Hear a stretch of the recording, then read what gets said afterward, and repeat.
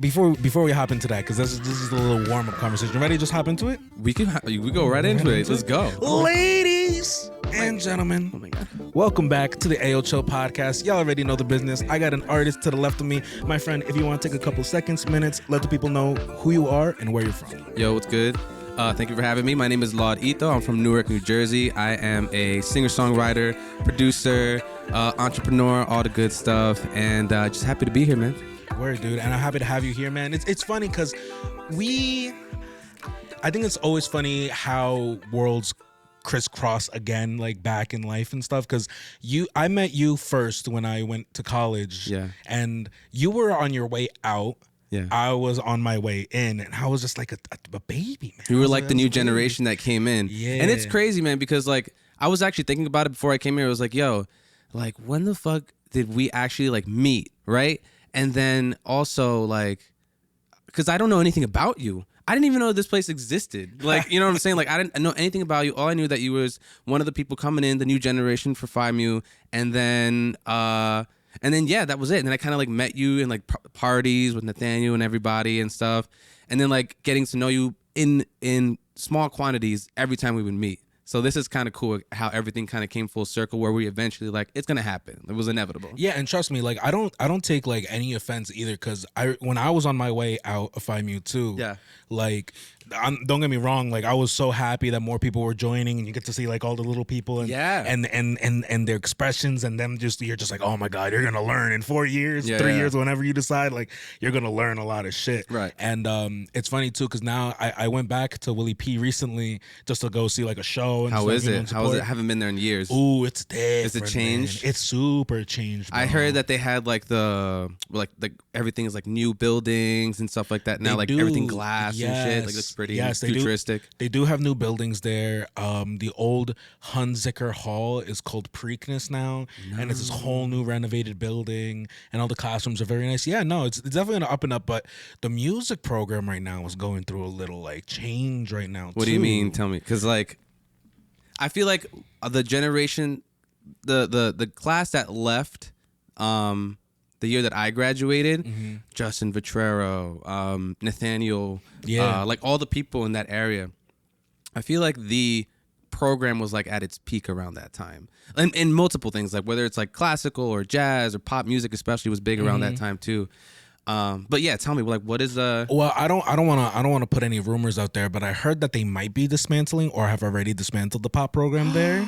No, That's what I've heard. Yes, that's what I've heard recently, and this was like a couple days ago type stuff. No way. Literally just 2 days ago. And the sound engineering program, the head of the sound engineering program left. Kersner left. Oh man, that was Kersner the guy. Kersner retired, and then after that, it's been like really tough. So, Yeah, man. And it's weird because I want to say like, put my hand in or something, and be like, yo, where can I help?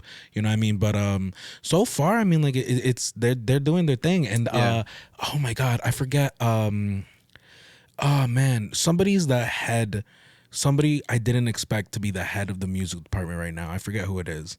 But oh man, it's not Balea. Yeah. I don't think it's Balea. I don't think Balea is the head. Dude, of the music David department. Kersner was like the guy that kept everything together. Yeah, he was dude. like the Jewish dad I always wanted. You know, he was like because he was the guy. Like I remember the last time I saw him in person, he was like, he just gave me like this long conversation just about like how I have the like potential and shit. Like he would give you those conversations and throwing in like his little humor and stuff. And that's what I loved about him. But he was so real, but he was also like he get it. Like he understood like Yeah, Kersner's dope. He changed my life. I mean, he's the reason I'm doing what I'm doing. Yeah. So Yeah. for sure, man. And funny enough, damn, I could go into a Shout whole out to thing. David Kersner, bro. Shout out Shout out to Kersner, David man. I love him. Kersner. He hasn't come by the studio yet. Oh, he hasn't? Yeah, I have to invite him to the studio. Dude, man. having him on the podcast would be fucking Oh, hilarious. dude, next I need year, to be there. that is 100% happening. That dude. would be crazy. Yeah, dude. But let's hop into you a little bit. Yeah. Right before we talk about this, we were talking about your trip over here. Yeah. And how it was. You said it was only 25 minutes. So where are you coming from? Where do you reside? Where are you from? Well, I was born and raised in the Bronx, and then like around 11 years old, I moved to Jersey, and I lived in Newark my whole life. So for majority of my life. So Newark is like where I'm from. I live in East Orange right now, and it's weird because like you know how Jersey has like a town next to a town next to a town. I'm like in like East Orange, Newark, Bloomfield. Like that's where I am, like literally.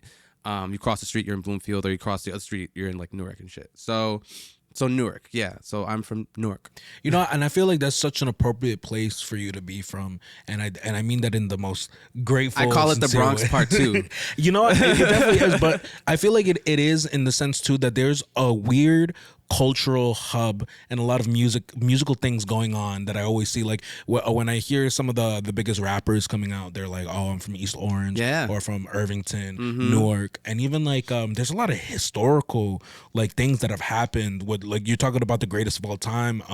I think when Kanye West, I'm not sure if it was College Dropout, but I'm getting a call. I guess we're just gonna let it ring because there's nothing else we can do. ¿Quién está llamando I ahora, have coño? no clue. Carajo.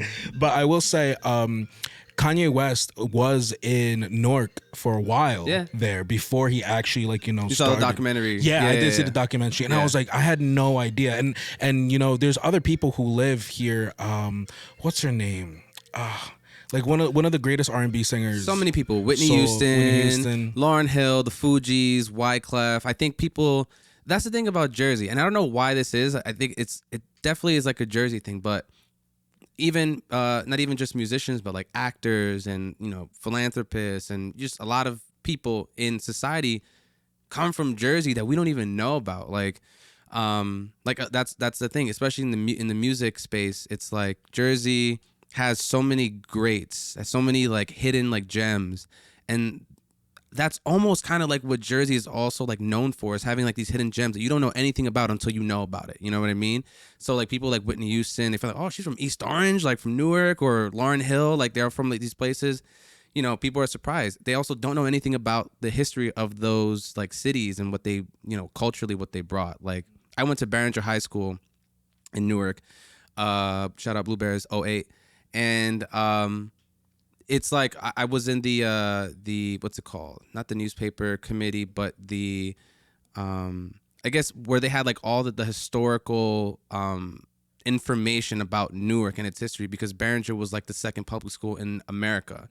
So it has a lot of historical value to it. And then when they rebuilt it, which is where the building is right now, just so many things there was like the Newark riots in the 60s. It had a big impact on the civil rights movement. It just has so much like rich history that it just goes deep. And then once you like know about it, then that's like I said, once you know about it. And I think that's I think it's a Jersey thing. If you know about it, you know about it. If you don't, then it's kind of like you're either missing out or you just don't give a fuck enough about it. Word. And you know what? I'll dive deep into this real quick now. Like, it's weird how you don't grow up unless you're from that area knowing this history, right. Which I feel like history adds to the Jersey culture, which seems like so many complain about right now that is non-existent. Right. People talk about how there's no Jersey culture, how there's not like more like people showing love who are not getting together. But I feel like that's been changing in more recently. I've seen it recently changing more. I feel like there's been a lot more. I don't know what it is exactly. I'm not necessarily a big fan of like club music or Jersey club music. I have my opinion on it, but I think that through that, because it's been going on since I was in like high school in like 08, like that's Jersey club has been like a thing. It's a staple in Newark music. So I've seen it like grow from what it was to where it is now, where that beat is being played all over the world internationally. And again, it's like not a lot of people know about it, that shit comes from like Newark, specifically Newark, New Jersey. Like that kind of music comes from there. So you see the growth, but there's still like work to be done in terms of like the recognition that Jersey deserves. That being said, that could be totally said about different parts of just the United States itself, where there's these little hubs of cities and musicians that we also don't know about. It's like goes both ways. Like we're in our own bubble. This is what we see and what we know, versus like somebody from like, I don't know, fucking Arkansas or Kansas City or something like that, where they have their own history and their own perception of music and their own culture, So yeah, it's a very interesting, and that's why I think people just need to go out and just like go to these different places and travel the world just to get an appreciation for, or just not an appreciation, but a different perspective. Like it's not just about Jersey in particular, but you can take something from another place and kind of make a hybrid of that kind of music. And that's when music to me gets interesting, when you learn about different cultures and different perceptions and different perspectives musically, and then bring it into your own style, and then that's when music starts to evolve.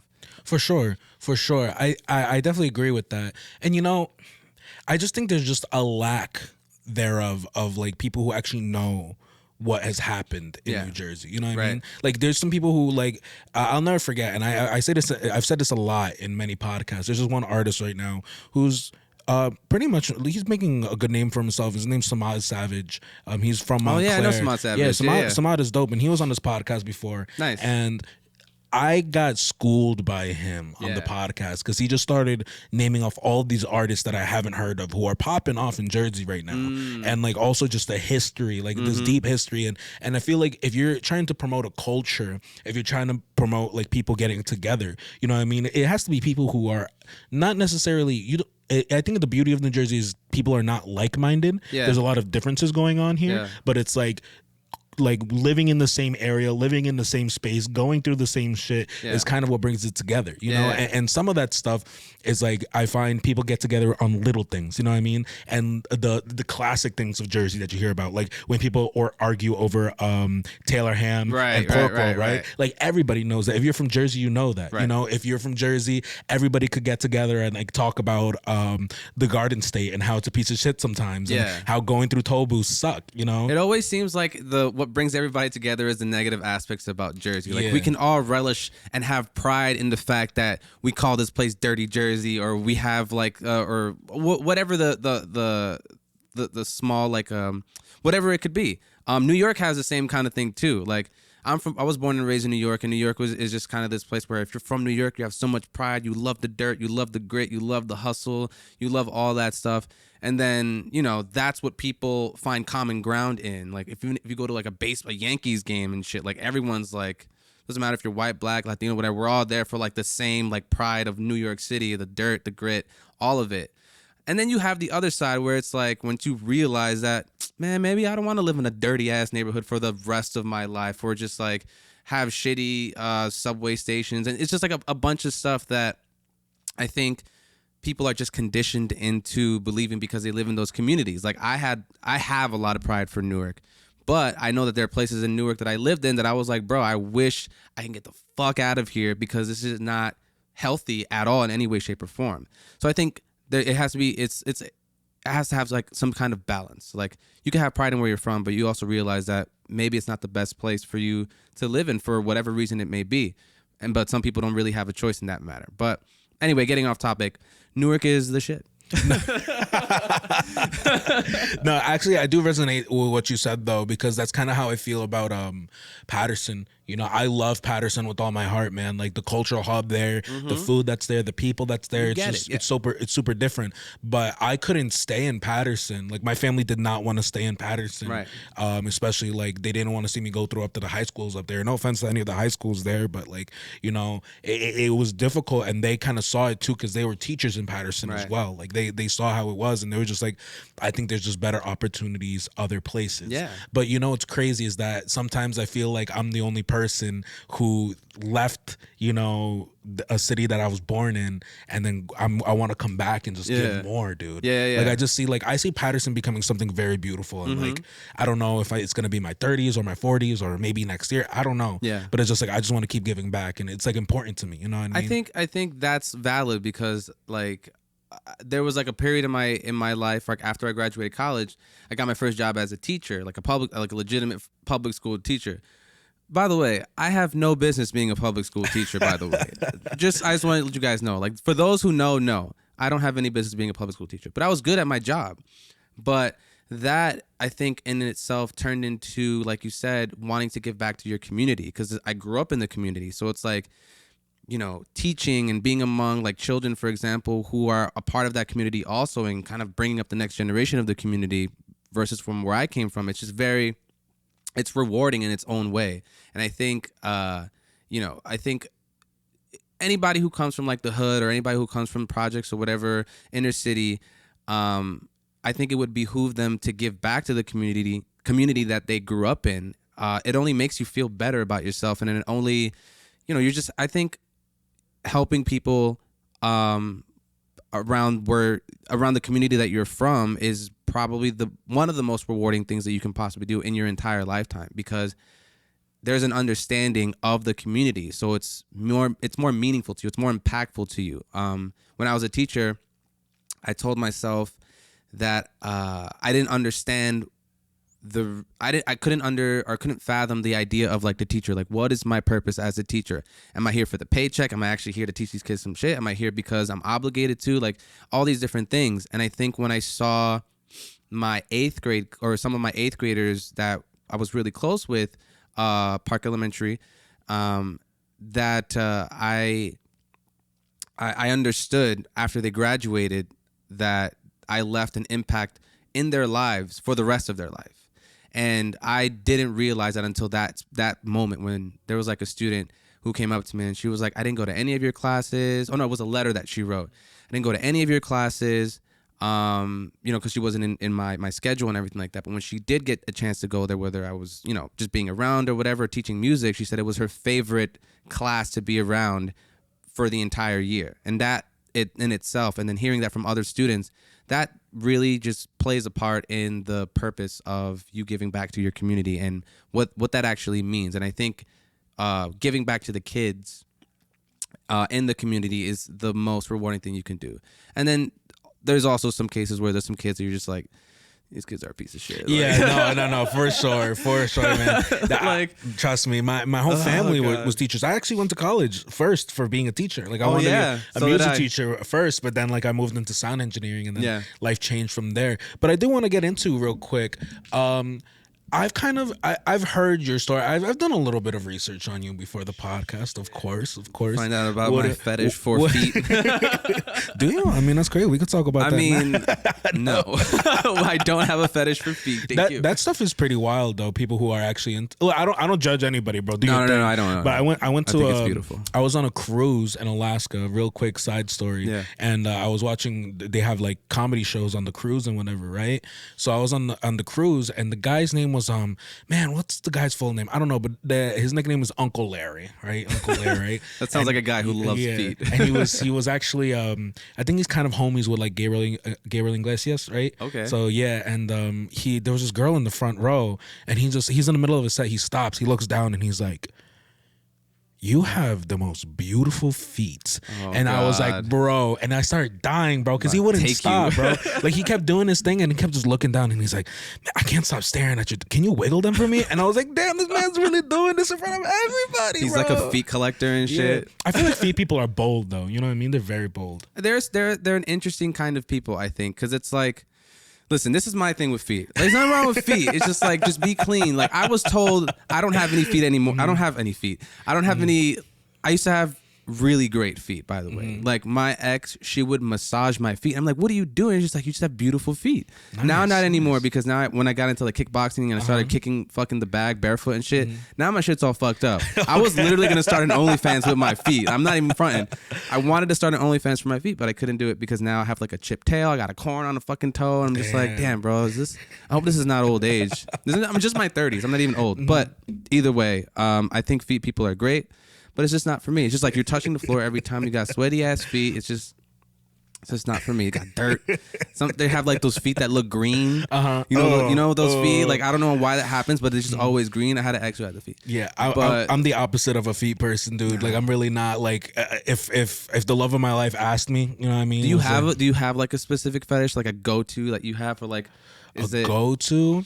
You know what's mad funny? I promised myself I wouldn't talk about this on a podcast anymore, because I'll tell you what, when I started podcasting, this was the only conversations we had. Okay. Like, right? Like, it would be like an hour of just me and my friends just talking about us being horny, bro. And it was difficult getting out of that, but just we're men. Yeah. We're guys. Just real quick, I enjoy my face being sat on. That's really okay, like, but that's not bad. Yeah, it's not bad. Like, but like if you break my neck, like that's cool. Like if I go out that it way, goes deep. Yeah, if I go out that way, like Literally. that's cool. Like that's cool with me. Like I'm chill with that.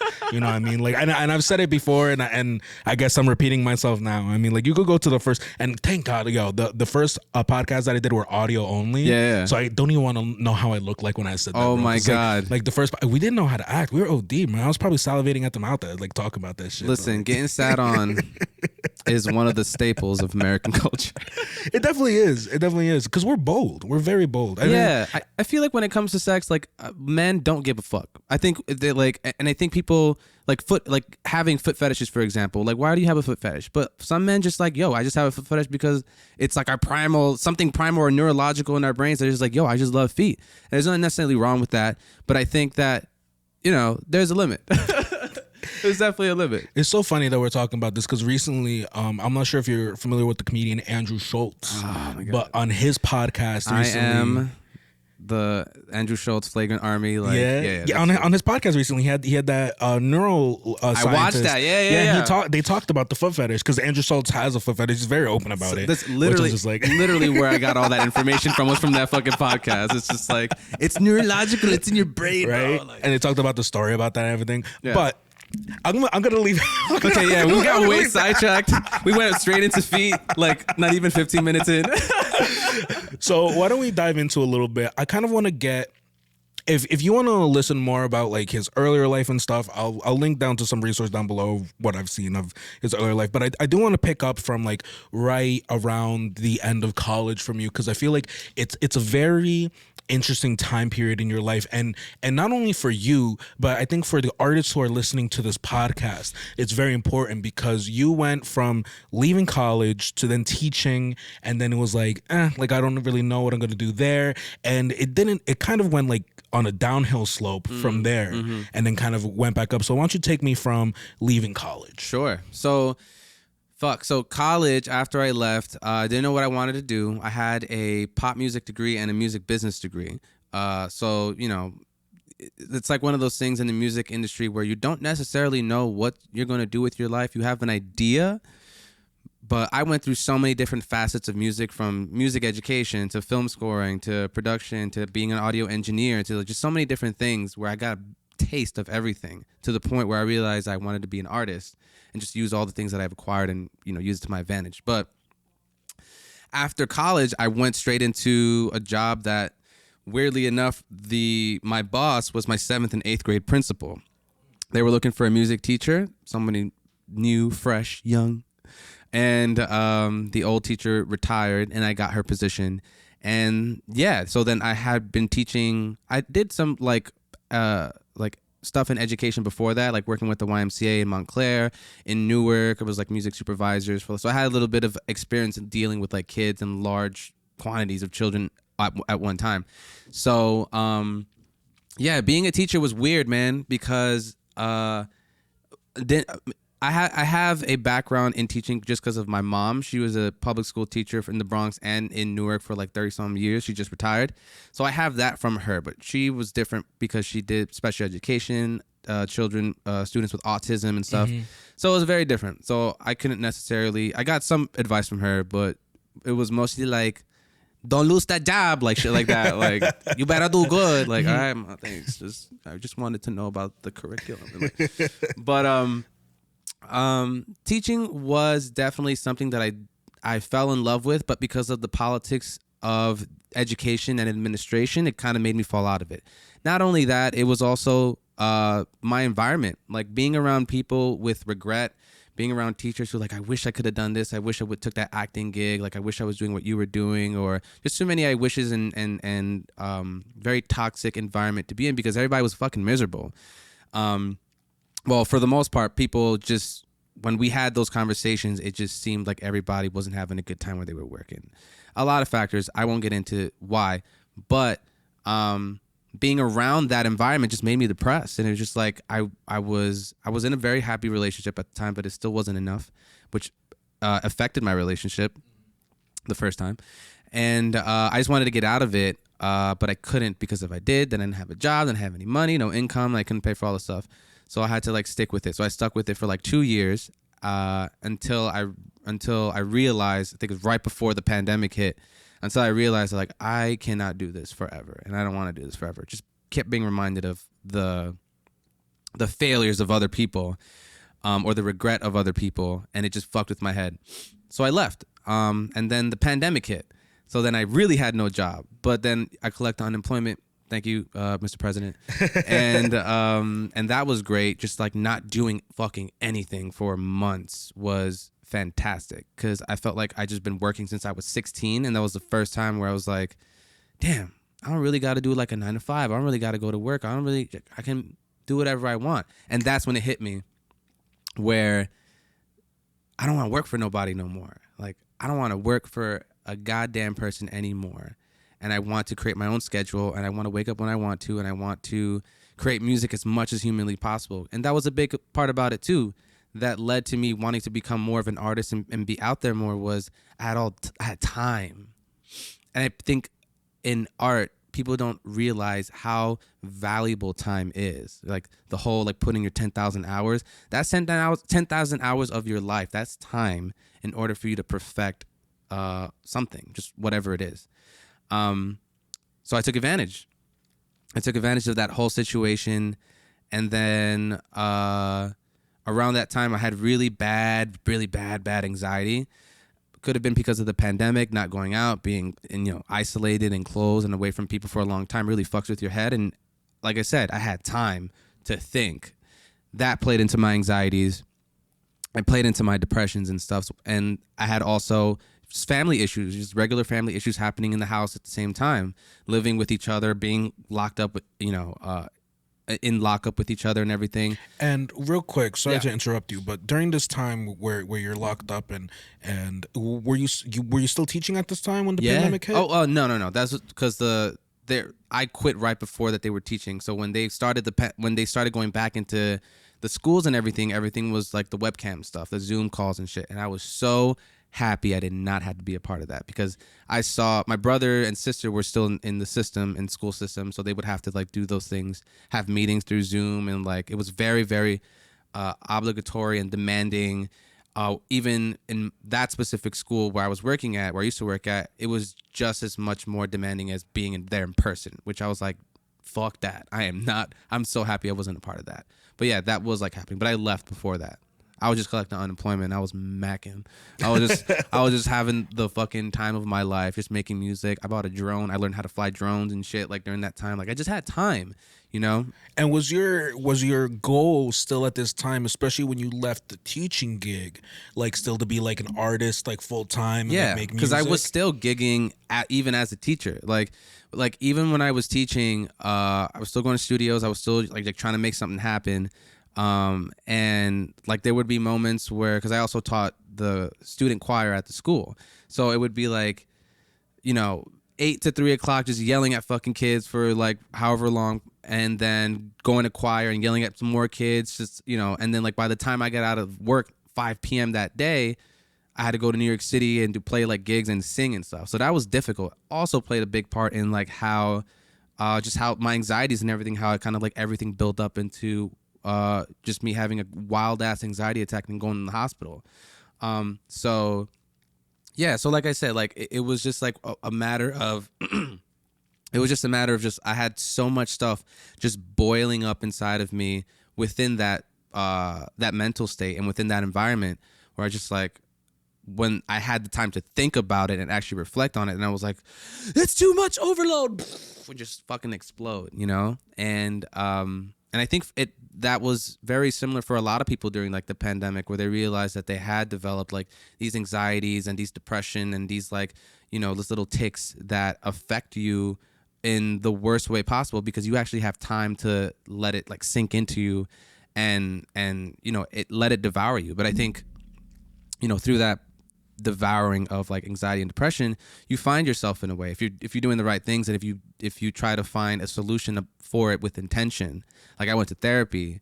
I had been in therapy before, but then I really needed therapy, and that sort of helped in a way, but not as much. Anyway, I'm getting off course. No, you're good. You're good. You left off when you were saying you just had a lot of time, and like during the pandemic and everything, and you just kept learning. You learned how to fly drones. Yeah. Is this when you started making YouTube videos? Because I peeped that on your YouTube, because you started making a lot of cover, right? Like music. Yeah. So like had time, and I just wanted to do something with my time and create like these covers, and it it was liberating because it was kind of just making music for the fun of it, not necessarily for a goal or for whatever it is. There is an ego behind it, like you're trying to get like notoriety out of it, but at the same time, it was like the process is fun, like that's undeniable.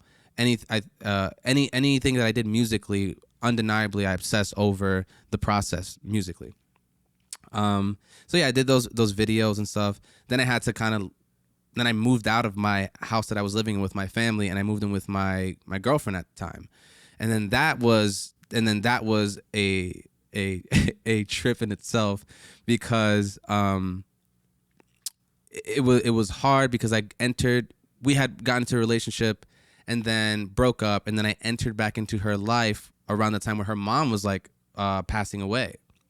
So eventually I found out I was an emotional anchor for her at the end of the relationship. But yeah, still trying to like make something happen, playing gigs around that same time too. She was a big support in my life at the time. And then August 2020, my brother passed away.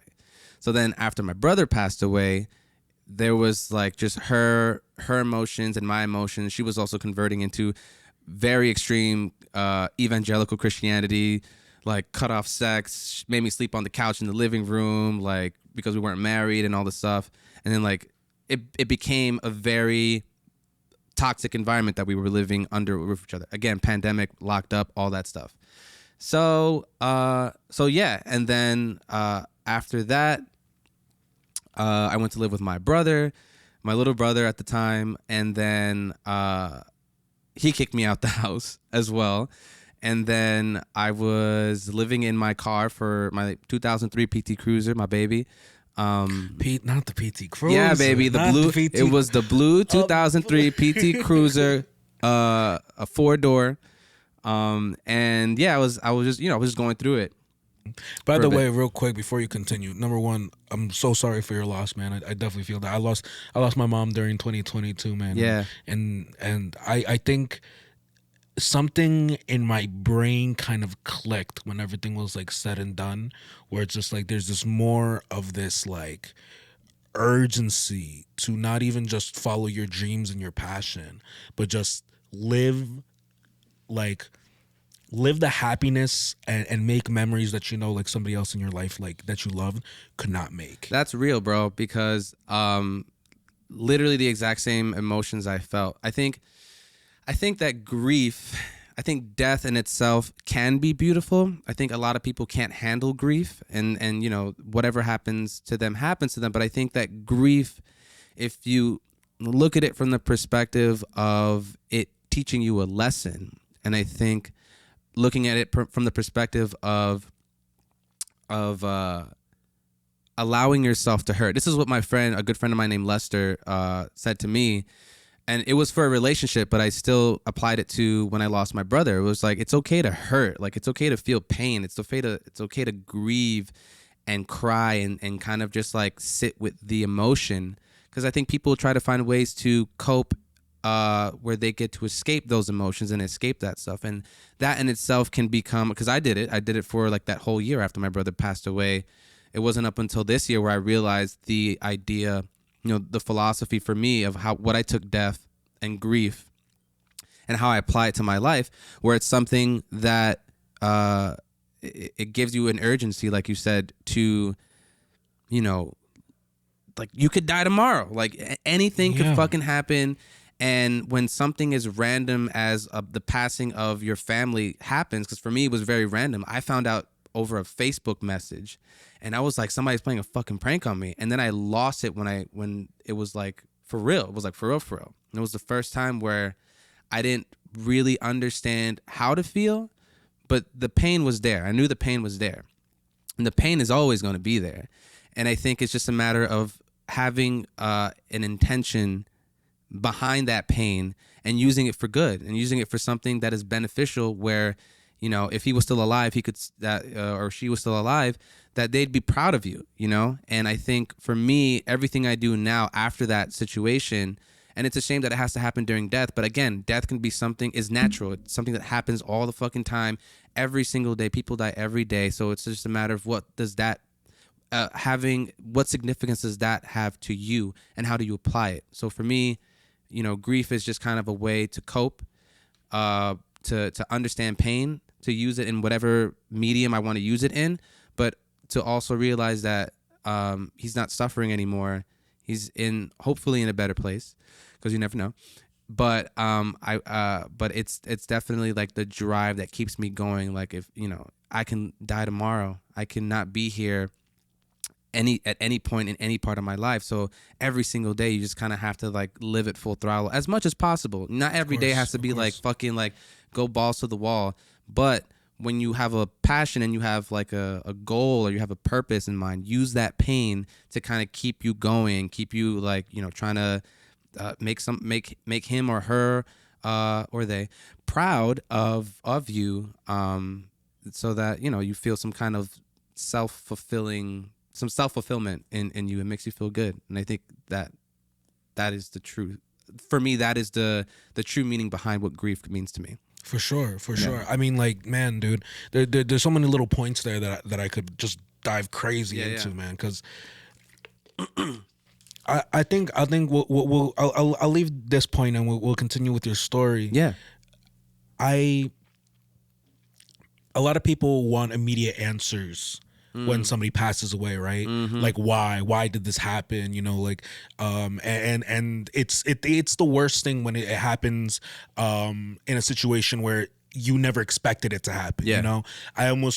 I'm not saying it's any better, but when somebody has like terminal cancer, like you're kind of preparing for it, and or when you have a grandma who's very sick, right, and like like it's been 10 years and she's coming towards the end, but when you get something really unexpected, and there's not many answers, whether through it's like suicide or heart attack, right, or a car accident or something like that, sometimes the questions you keep asking can drive you crazy. Yeah.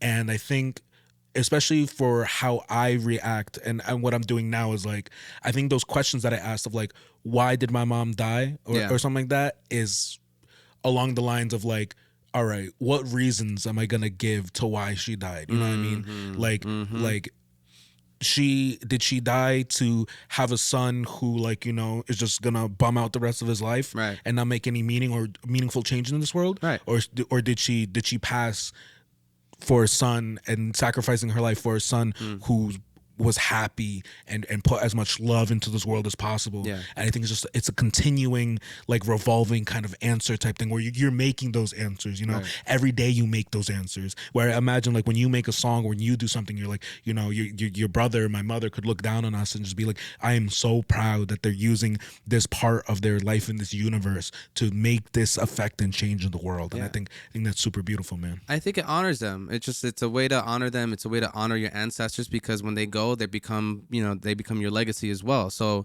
and just to touch on your point as well, is that there where you were talking about how there's some people where it happens randomly out of nowhere, and there's some people that actually watch their loved one like passing. Like, that was the case with my ex, where she was literally watching her mom die, and that in itself can be traumatizing.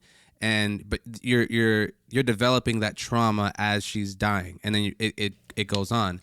Whereas something random that happens is just kind of like, you don't even have a chance to it's like it's immediately traumatic, but it's sending you in so many different directions that you don't necessarily know how to process that, versus someone who's developing that trauma. They could possibly have an easier way to deal with it, because it's like making peace with it. Where something that's random, like when death happens randomly, it's like, how do you make peace with something that you didn't even expect to happen? And that's the part that fucked with me for the year after he passed away, was like, what do I do? What do I do? What am I supposed to do? I thought writing music would help. It didn't. I thought, fucking just diving into just alcohol and drugs some more helped. Didn't. Getting affection from different people, friends, family, girls, whatever, didn't help. And what ended up helping was just being isolated and being by yourself and literally just relishing in those thoughts and everything, until the point I also did like shrooms for a whole month. I'm sorry, I did shrooms for a whole week. Oh my God, a whole month. I did shrooms for a whole month and just didn't do any weed and alcohol, nothing like that, nothing crazy. And I think during when you do any psychedelics with intention versus like let's do shrooms and let's fucking do acid and just trip the fuck out. When you do something like that with intention, there's like there can be a spiritual awakening from that, and I think that's what it was for me, where I just like kind of like took the shrooms and I kind of just meditated, sat in silence, or I sat with film score music and something like that, and really just sat with my emotions for a month. Rid me of my anxiety, of my depression, of my idea of what death and grief, and that's how I kind of came up with like my own philosophy for it. But that definitely helped me. Not recommending that you should do shrooms to get rid of trauma, because not for everybody. Yeah, definitely not. All right, PSA, and but everyone has their own ways of coping with stuff, and yeah, like I found death through those experiences, through those psychedelic experiences. And it just made me a better person. And I think that when I saw my brother during these moments of meditation and actually had a conversation with him, then I was like, all right, cool. Now I can kind of move on, and I don't have to attach myself to this idea of grief. Instead, I can just use it in a way that honors him, and in a way that makes that makes death something a little bit more beautiful than it is something that has to be sad all the time. So we might come back to meditation and that conversation you had for your brother for sure. Yeah. But I do want to continue with the story that you were telling me, because where you left off, yes. you were telling me that you had moved in with your brother, your little brother, and then he had kicked you out, and yes. then now you're telling me about your blue PT Cruiser. Yes, 2003 PT Cruiser. So this is where everything kind of just like in my life, and a lot of people don't really know about it, but like because I don't really I'll tell you. But I just was living in my car, was like going through it, I was moving from couch to couch, shit like that. And then a couple months back, I did a video for like a live video when I was living with my brothers and my brothers and his baby moms. And I had done a video because it was during the pandemic and you couldn't play any shows, so I did a live video where I was performing for stuffed animals. People reacted to it or whatever, but there was one guy, shout out to Reiko, who's a fantastic singer, songwriter, guitarist, just all around amazing person, Cuban from Miami. And he like messaged me on Instagram. He's like, I love your charisma. I love this video that you did, da da da da. And I thought it was bullshit. And then he sent me an email with real shit. And then I was like, oh, this is legit. Cool. Had a conversation with him, had a meeting with him, and then he was like, he wanted to pitch me to this company called Epidemic Sounds, which is where I work, where I partner with right now. Who I partner with right now, I work with them. They're fine. He pitched me to them, and then within like 2 months, I want to say like 2 months within him pitching them, I got signed to these guys, and it basically changed my entire life financially. Because I was really going through it. I didn't have a job, I wasn't doing anything. And then, from then on, I got an apartment, I freaking got a car, got 2 cats. Just everything in my life just started changing like for the better. And I feel like people sleep on the fact that money doesn't necessarily bring happiness. It does. It really does. To a certain extent. Mm-hmm. But money was my issue at that time. So then when I started getting involved with this company, then it really helped me not only financially, but it helped me with my writing, my production, with everything I was trying to do artistically, because I also had all this time. Making my own schedules, and I was just really just diving deep into music for the first time, where that's all I had to do. And that, along with just with everything that I was thinking at the time, it just pushed me to just want to just go like even harder, and just like, all right, now I have like a safety net that I can kind of like go back on, and it helped so much. So I'm like forever grateful for firstly Reiko for even finding me on Instagram randomly and then pitching me to these guys, and having now at this point, I think it's 2 years now, a music career with these guys, and all I have to do is make music, and that's all I ever wanted to do. Like anything more than that, is just extra at this point. But my goal was very simple. Is I wanted to do something that I love, and I want to get paid for it, and that it's like manifested it into itself. So that's where my life left off. So first, I want to dive deep a little bit into... There's way more like in that. For sure. Yeah. We'll get into it. We'll get into it for sure. But I do want to dive deep into, if you don't mind, when you were kind of living out of your car and this time period of when you were posting stuff up. Because it seems like, that might have been around the lowest time of your life at that point. I got kicked out in a winter storm. Damn. I had to pack up my fucking BT Cruiser with all my shit during a winter storm, and it was just like, it was so stupid. But it was tough, man. I was like going from couch to couch. I even asked my ex after she kicked me out. I was like, "Yo, can I stay at the couch for a little bit?" And then she's just like, "Nah." But you know, I was just going through it. I had a at the time an LA Fitness membership, so there were times I would go over there and take a shower and shit, brush my teeth when I didn't have a place to go. And I was also like ashamed as well too. I didn't want to go to my family for help. I didn't want to I didn't want them to see me in like a very low place in my life, even though they know that mentally I was going through it. I just didn't want to, and that's just like I don't know if it's like a Hispanic thing or just like not possibly conditionally like we're trained to kind of just like not not complain all the time. You know, that was, and that's like a culturally conditioned thing that's embedded into us, like in Latino families, in Hispanic families, I'm sure many other cultures in the world. But I felt ashamed. I didn't want to tell anybody what I was going through unless it was like a close friend of mine that like helped me out and shit. Well, it's definitely difficult. Let's touch on the Latino thing real quick, because I almost feel like Latino culture is a hard-working culture. You know what I mean? Like, when they say there was this joke that Andrew Schultz actually did where he talks about like the Egyptians. They talk about how the Egyptians like they built the pyramids, and we wonder how did they build them, right? But Mexico has a bunch of pyramids, and we don't ever question who built those. Yeah, exactly. Yo, that's facts.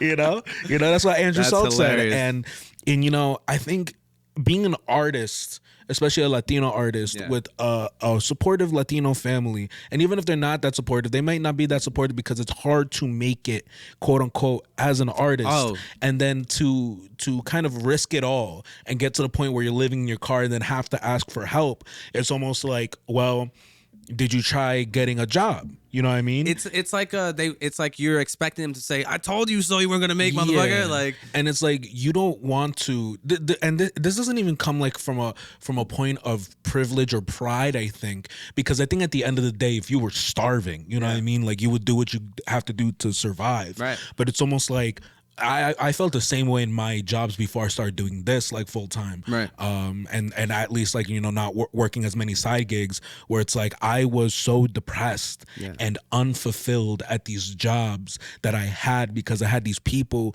who are telling me what to do who don't give a shit about what I'm trying to do in my life. It's not no longer.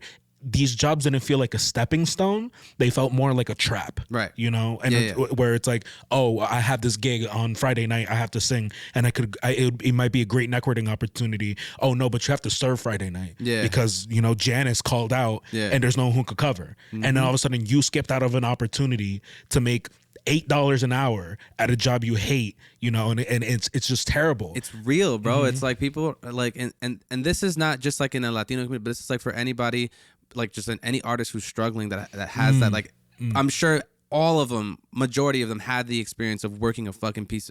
Well, just a majority, like maybe like 99.9%. And then you have like the 1% who just like privileged and just had mommy and daddy's help. But most artists are struggling. Like, I'm fortunate that I get to do something that artists fucking just like, that's all they want to do is make money off of their music. And I think that people don't realize that the struggle of trying to make it's just weighs down on you so fucking much, and people don't last like in the shit. And there's people who have been doing it for 20, 30 plus years and just quitting and retiring from doing music because they understand what it's become or what it takes to get to where you want to be. And I think man, like in my experience, I had to work like Burger King. I had to do like I had really odd jobs. I was a pharmacy tech for CVS. I worked as an investigator for New Jersey Transit. That was like my first job.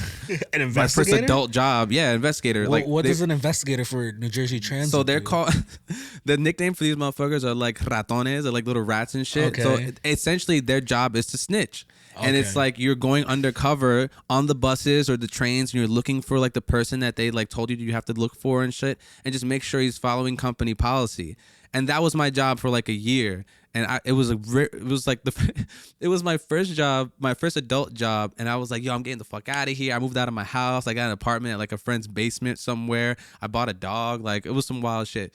And then I lost that job because I was an idiot and I spent all my money. But yeah, pharmacy tech, investigator. I was camp counselor. I worked at a check processing company. Like, there's some wild jobs. But yeah, yo, that's real. Like, working these jobs that you don't want to fucking work, just so you can fund your career, fund it is what you want to do. And that in itself is also hard, because funding a career in music is probably one of the most expensive things.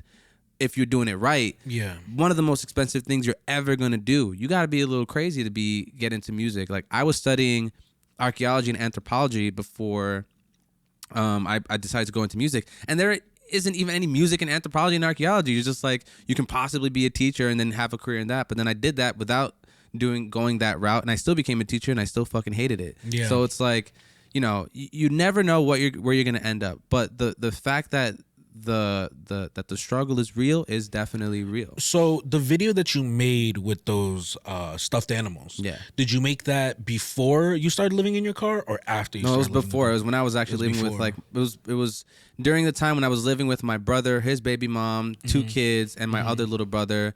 And yeah, that happened a couple months before. So you're living in your car now. So you just get kicked out. You didn't know, how long was it between? Actually, before I get to the question, what was your game plan then when you started living out of your car as an artist? What was your game plan?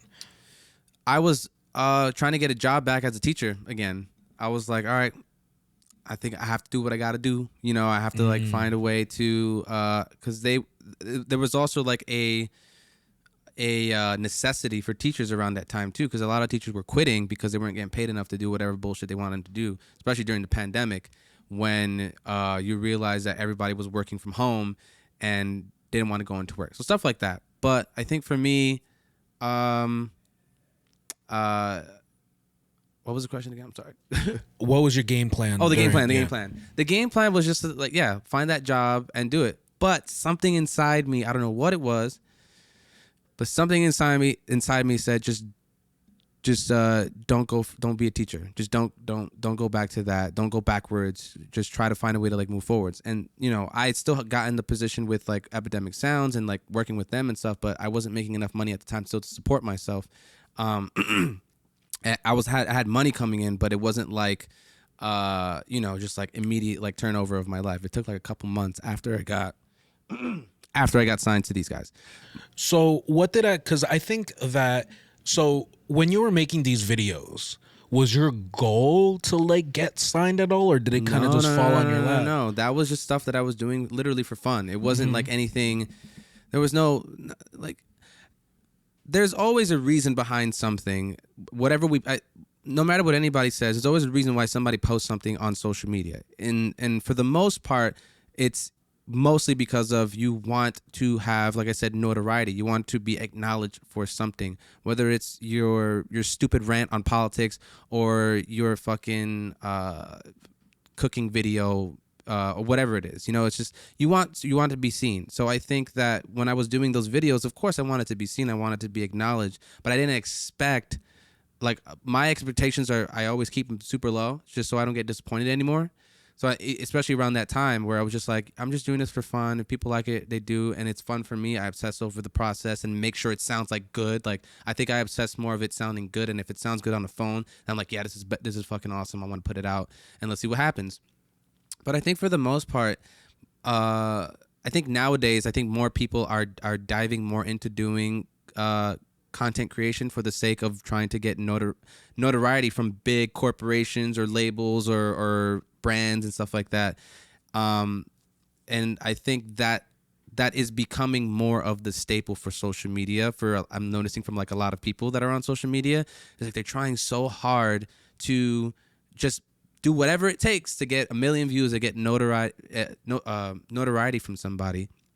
When in reality, it's just like that is what the music industry is. It's like a hit or miss. It's like you can do these things for the purpose of ego and notoriety, or you can do these things because you actually have an obsession or a passion for it. And I think more people are drawn to content where there is that passion behind it. You are obviously trying to get people to see your shit, but when people see that there is a plan and a passion and just like a just pure art, that people just are drawn to that way more than the person who's like willingly putting their ass on the Instagram and the Facebook for a couple of likes and whatever it is. I don't know what the fuck they're trying to get putting their ass on Instagram, but you know, it's I don't judge, but sometimes it's clout, sometimes it's just attention, you know. But that's what it is. It's like so. Listen, I could dive into a whole fucking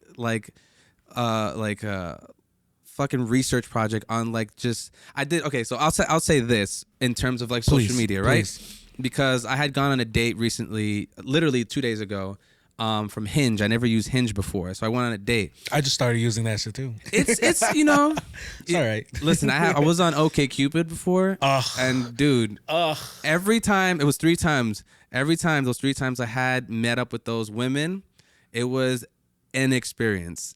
I went to Sweden for one of them. like it was. Hold up. Go ahead. You went to Sweden for a date? I went to Sweden for a girl I met on OkCupid. Bruh, I don't know how that's ghetto, but it's got it. But it's kind of ghetto. It's kind of bougie, but kind of weird at the same. You know what it is. You know what it is. And I'll tell you this story because I can't get like. Listen, was he down bad for that, or was he like? I will say that the airplane ticket, maybe half the price of that airplane ticket was worth what I got out of it. All right, you got to talk about it now. Okay. So, but for context, all right, this was around the time where I had got signed to Epidemic Sound, which is a company based in Stockholm, Sweden, right? Dope. Okay. And then I'm like, okay, cool. My life's getting back together. And then I got an apartment around like March, April. And then I was like, all right, I think I'm in a nice place. Let me try to like dive into, you know, the very bare minimum of dating apps. OkCupid. And man, you find some wild motherfuckers on that shit, yo. Dude, I'm not even gonna hold you, bro, because before you continue, like I haven't dated in a long time. Yeah. Like I've gone on dates before, but like usually like with a friend of a friend or something. I don't like this online dating stuff. And I swore, like, I got off of Tinder. I did Hinge for like a week, but I really didn't like it. Yeah. So I was like, all right, I'm gonna go balls to the wall. OkCupid. I paid $50 for like. You paid for the subscription? Yeah, I paid because I was like, you know what? I was like, listen, I really want to commit to this dating thing. I want to get back out there. And bruh, for like 6 months, dude. Yeah. All I did was not find anybody, bro. No, it's hard. It's not that it's hard. I'll get into the Swedish chick story, but this is why I think people think it's hard to find somebody on these social media dating apps. And a long time ago, I did like my first stand-up, and the topic that I chose to write about was dating apps and how fucking brainwashed we are with dating apps. And the thing is, I forgot what documentary I saw, but it was on Netflix. And then I did actual research on it, and it's like these dating apps like Tinder, Hinge, OkCupid, all of them. They all have an algorithm where the reason why you put your profile picture on there is for them to take a digital picture of who you are and then put it in the algorithm and mix it all the fuck up. And essentially the whole point is they have to match your binary code with someone else's binary code. So it gives people the impression, and this was my joke, where I asked the crowd, I was like, anybody here in a relationship because of dating apps? And there was one black lady. She was like, right here. And everyone's clapping for her.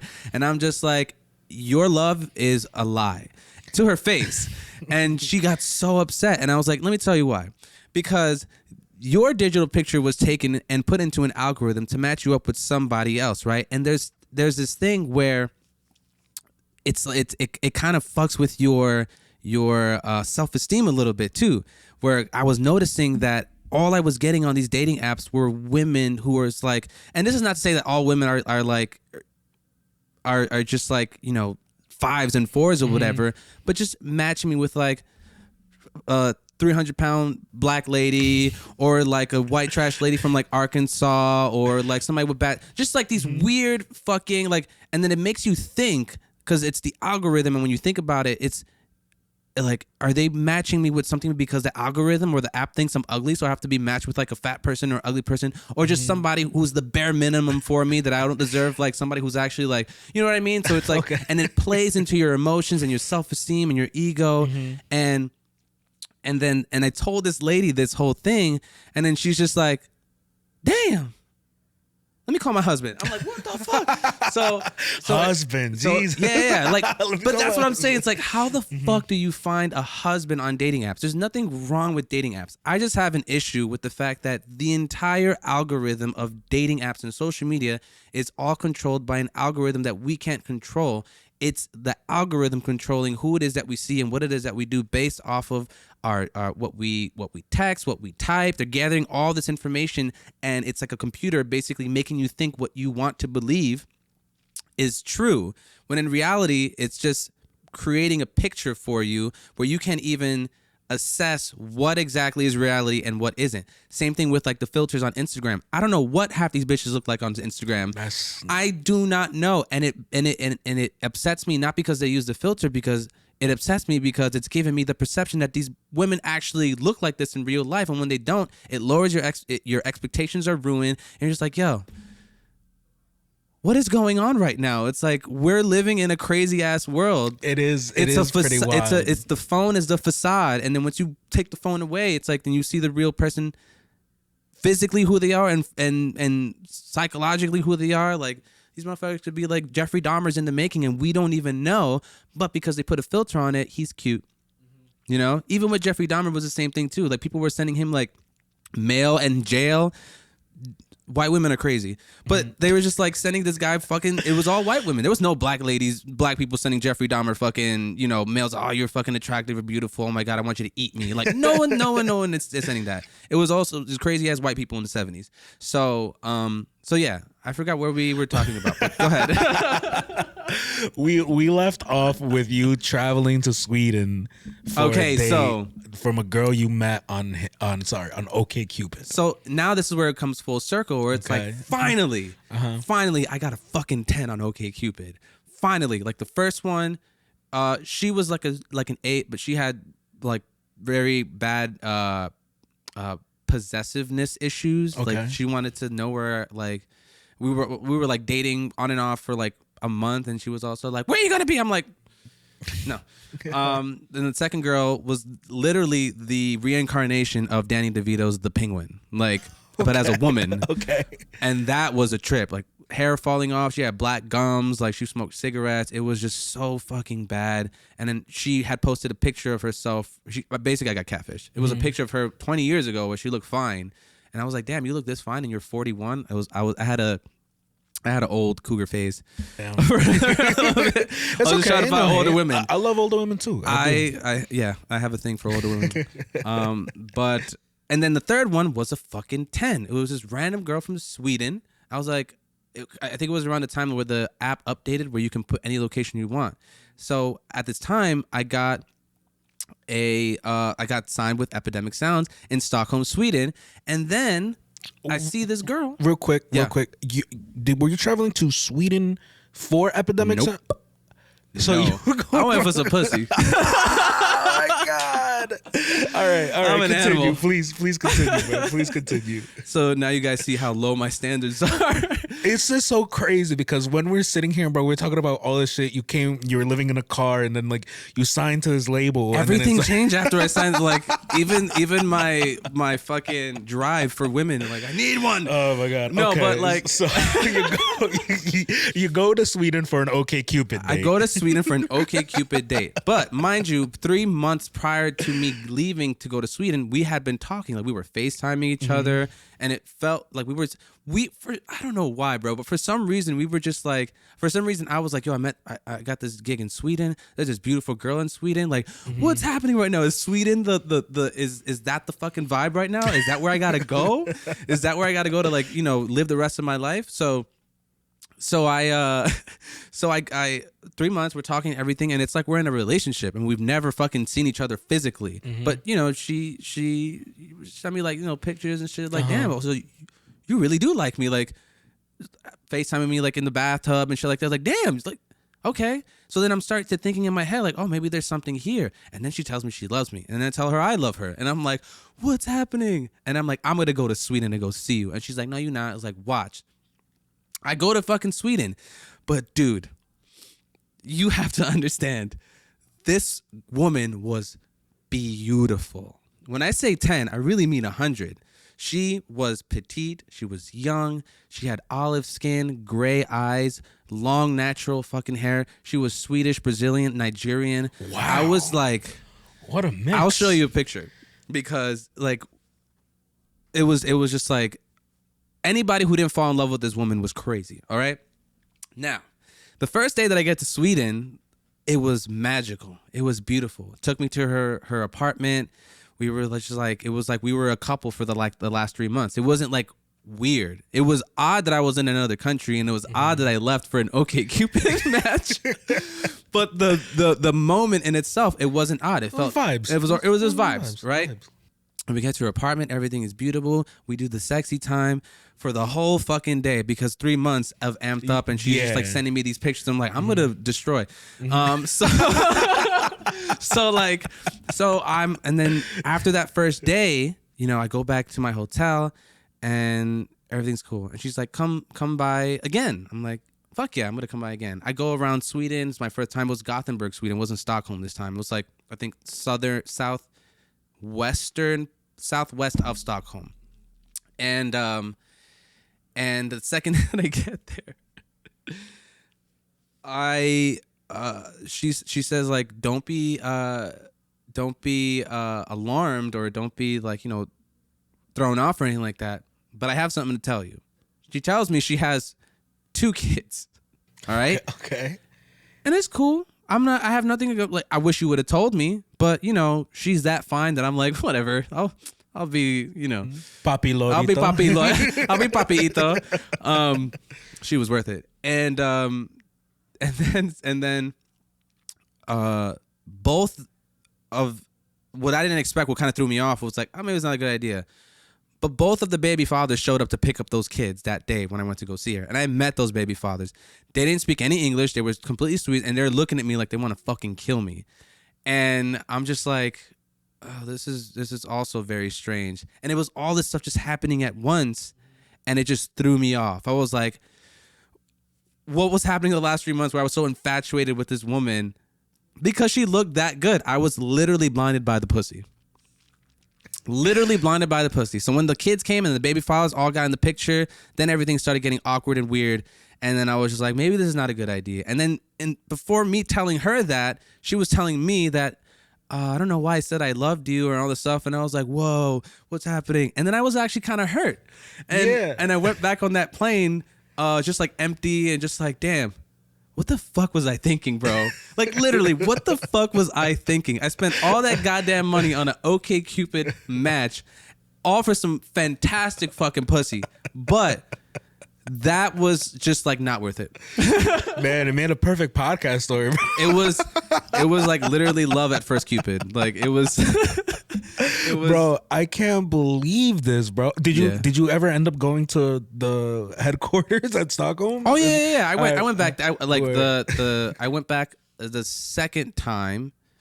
Wait, what time? Yeah, I went back the second time, and that time was actually like for work, and that's when I like that was an amazing experience because I was performing for the company. It was like 400, 500 people in that place, and it was super dope. I went to like a festival out there. Yeah, that's dope. Because I would have been tight. Been like, yo, you came to Sweden, you didn't even stop. Yeah. No, I'm saying, but she was like maybe like 4 hours away from where I was in Sweden. But you know, I still see her picture on Facebook from time to time. And it's always like, damn. Oh, y'all chill? No. Not at all. She's definitely, I'm like dead to her at this point. Okay. But, you know, I wish her all the best and her baby fathers and her children. Beautiful kids. You think she's going to watch this or? No. Okay. I don't think I think that was last year. Maybe. Maybe. Jesus. So if you do see this, I won't say your name, but I still love you. All right, dude. Just Let's move a little bit. Let's move the needle a little bit. Let's go. I want to get into really deep dive into when you got that email from the guy you shouted out from Miami. Yeah. So Reiko. I think because it's very interesting because that kind of that feeling because he DM'd you first, right? Yeah. Oh man, because I'll tell you what, man. There's so many scams out there. Oh yeah. That like as an artist or as like a creative man, like you get these emails and you get so hyped and you're thinking, oh, I'm gonna get a sponsor. Right. Oh, like somebody finally has seen like what I do. I can't tell you how many of those I've gotten. Yeah. And like I type their name into Google and it's just like, oh, it's a bot. And I'm like, fuck, man. They're all bots, bro. Like I get so swarmed by bots all the time. And I just don't know. Here's the thing. It's like people need to be educated enough to differentiate between someone, a genuine person on the internet, and that's all just like words, terminology, like what are they using, if they're even emails. I get a lot up from people too, and they make it seem legit because they might put like the logo of the company on there, or they might say they know like a specific person, and which is easily accessible with like a Google search where it's like, who's the VP of Atlantic Records, boom boom, it's like I work for this person. And there'll be people who do that stuff and they'll scam people. But I think when it comes to stuff like that, it's just more education on like the terminology and being more exposed to those types of instances that you can differentiate between what's the truth and what's a lie. It's usually mostly a lie because nobody from Atlantic Records is going to hit you up very rarely, or no one's going to hit you from any place. Even me, I won't hit somebody any place unless there's like a real like intention behind it. But a good way to actually tell if something is like a lie or not, if they could send you an email or something, if they don't put like the company's email, like if they don't put like Stacy J Boo at Atlantic Records at whatever, then that's like a real one. But if they're just putting their regular at Gmail or something like that, that's a way to tell like what's fake and what's not. But just people need to be more exposed to like just music industry terminology to understand like, is this person like really telling the truth? Is he being genuine? And there'll be people who will actually like, I've seen it happen even to me before. They'll walk you through an entire process, and at the very end, oh, but it's like $145 or some shit like that. I'm like, what the fuck you wasting my time for? Yeah. Like bringing me like, but they have the fucking.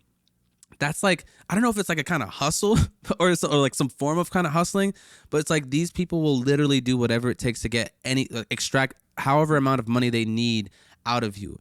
And it happens all the time. So people just need to be very wary of like that kind of stuff because it happens to me all the time. I don't know if it happens to you all the time, but I think it's just like a regular person it'll happen to just for the just because Yeah, no, for sure. Take advantage of the pressure. And I've had crazy ones before too, man. Like, oh man, I don't know if he watches the podcast or not, but there was this kid.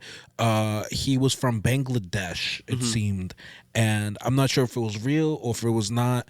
And this was a time where I was still heavily responding to all my DMs and stuff, Yeah. and like going through them. And this one kid, he was like, "Hey," he's like, "I'm running a social media business from like Bangladesh." He's like, "I really just want to help you grow your followers." Yeah. And it seemed genuine, so I talked to the kid, you know what I mean? Because I think maybe like 16, 17, and he's like, I'm just really I'm doing this as a side hustle to help provide for my family. Yeah. And I was like, dude, if you could explain to me how you're gonna up my like followers like organically though to people who will actually interact and become fans of the podcast and like help support, like I'll do it. But if you can't explain that to me, like I don't want you to just pay like, you know, like $10 for me to get like 10,000 followers and then say you helped me by me paying you like 200. Like I'm not gonna get scammed like that. And you know, I was talking to him for a bit, and like it went from like him being like, let me help you you know, grow your followers, to like, I'm very poor, I need money, my mom's sick, this and this and that. And I was like, damn, dude, like this guy's like really like about to get me to send him like $20 over. And I had no idea. And we conversated a bit for like a couple weeks after that, where he was just like, hey, I just want to say like he was Muslim, and he I forget what the saying is for like God bless you and stuff, but like, oh, salam alaikum. yeah, he would be like, oh, salam alaikum, and he would send me like a whole bunch of like pictures. Where I don't know if you have WhatsApp, right? You're Latino. You know how like, you know, your family be sending like, you know, memes from like it seems like 1980 exactly, and you're just like, why are you sending me this pixelated thing? Blurry ass kid. He would send me like salam alaikum and send me like a whole bunch of like Jesus pictures that were just like weird pixelated stuff, and he's like, hey, I just want to see if you could give me a chance to help you. And I'm like, dude, I really like, I'm uncomfortable. I'm very uncomfortable. The second you used to start sending Jesus memes to somebody just randomly out of nowhere, then no. It was very uncomfortable. Sorry that I sidetracked there real quick. No. But I did want to get into when you got that email. That I think it's a very important, because there's a lot of artists who listen to the podcast, and what's happened to you is almost like an anomaly, right? Where it's like, I would say you would never believe it, and especially from where the point that you were at, like literally in your car, and like trying to figure this out. How was the process? What did the email say? And like, what was the whole process into signing? Like, did you even know you were getting into? So didn't know anything about the company. Didn't know anything about what I was getting myself into. I was just like, oh, it's an opportunity to make music. Cool. Let me see what it is. And especially when I'm young, I've been scammed by a lot of people, both in person and email. Like, and not necessarily. Some scammed, and I would say just like people just being very disingenuous with you and just saying things to manipulate you into doing things, and then you get nothing at the end of it all, and they get most of it. They got something out of it versus you who are just like kind of left there like empty.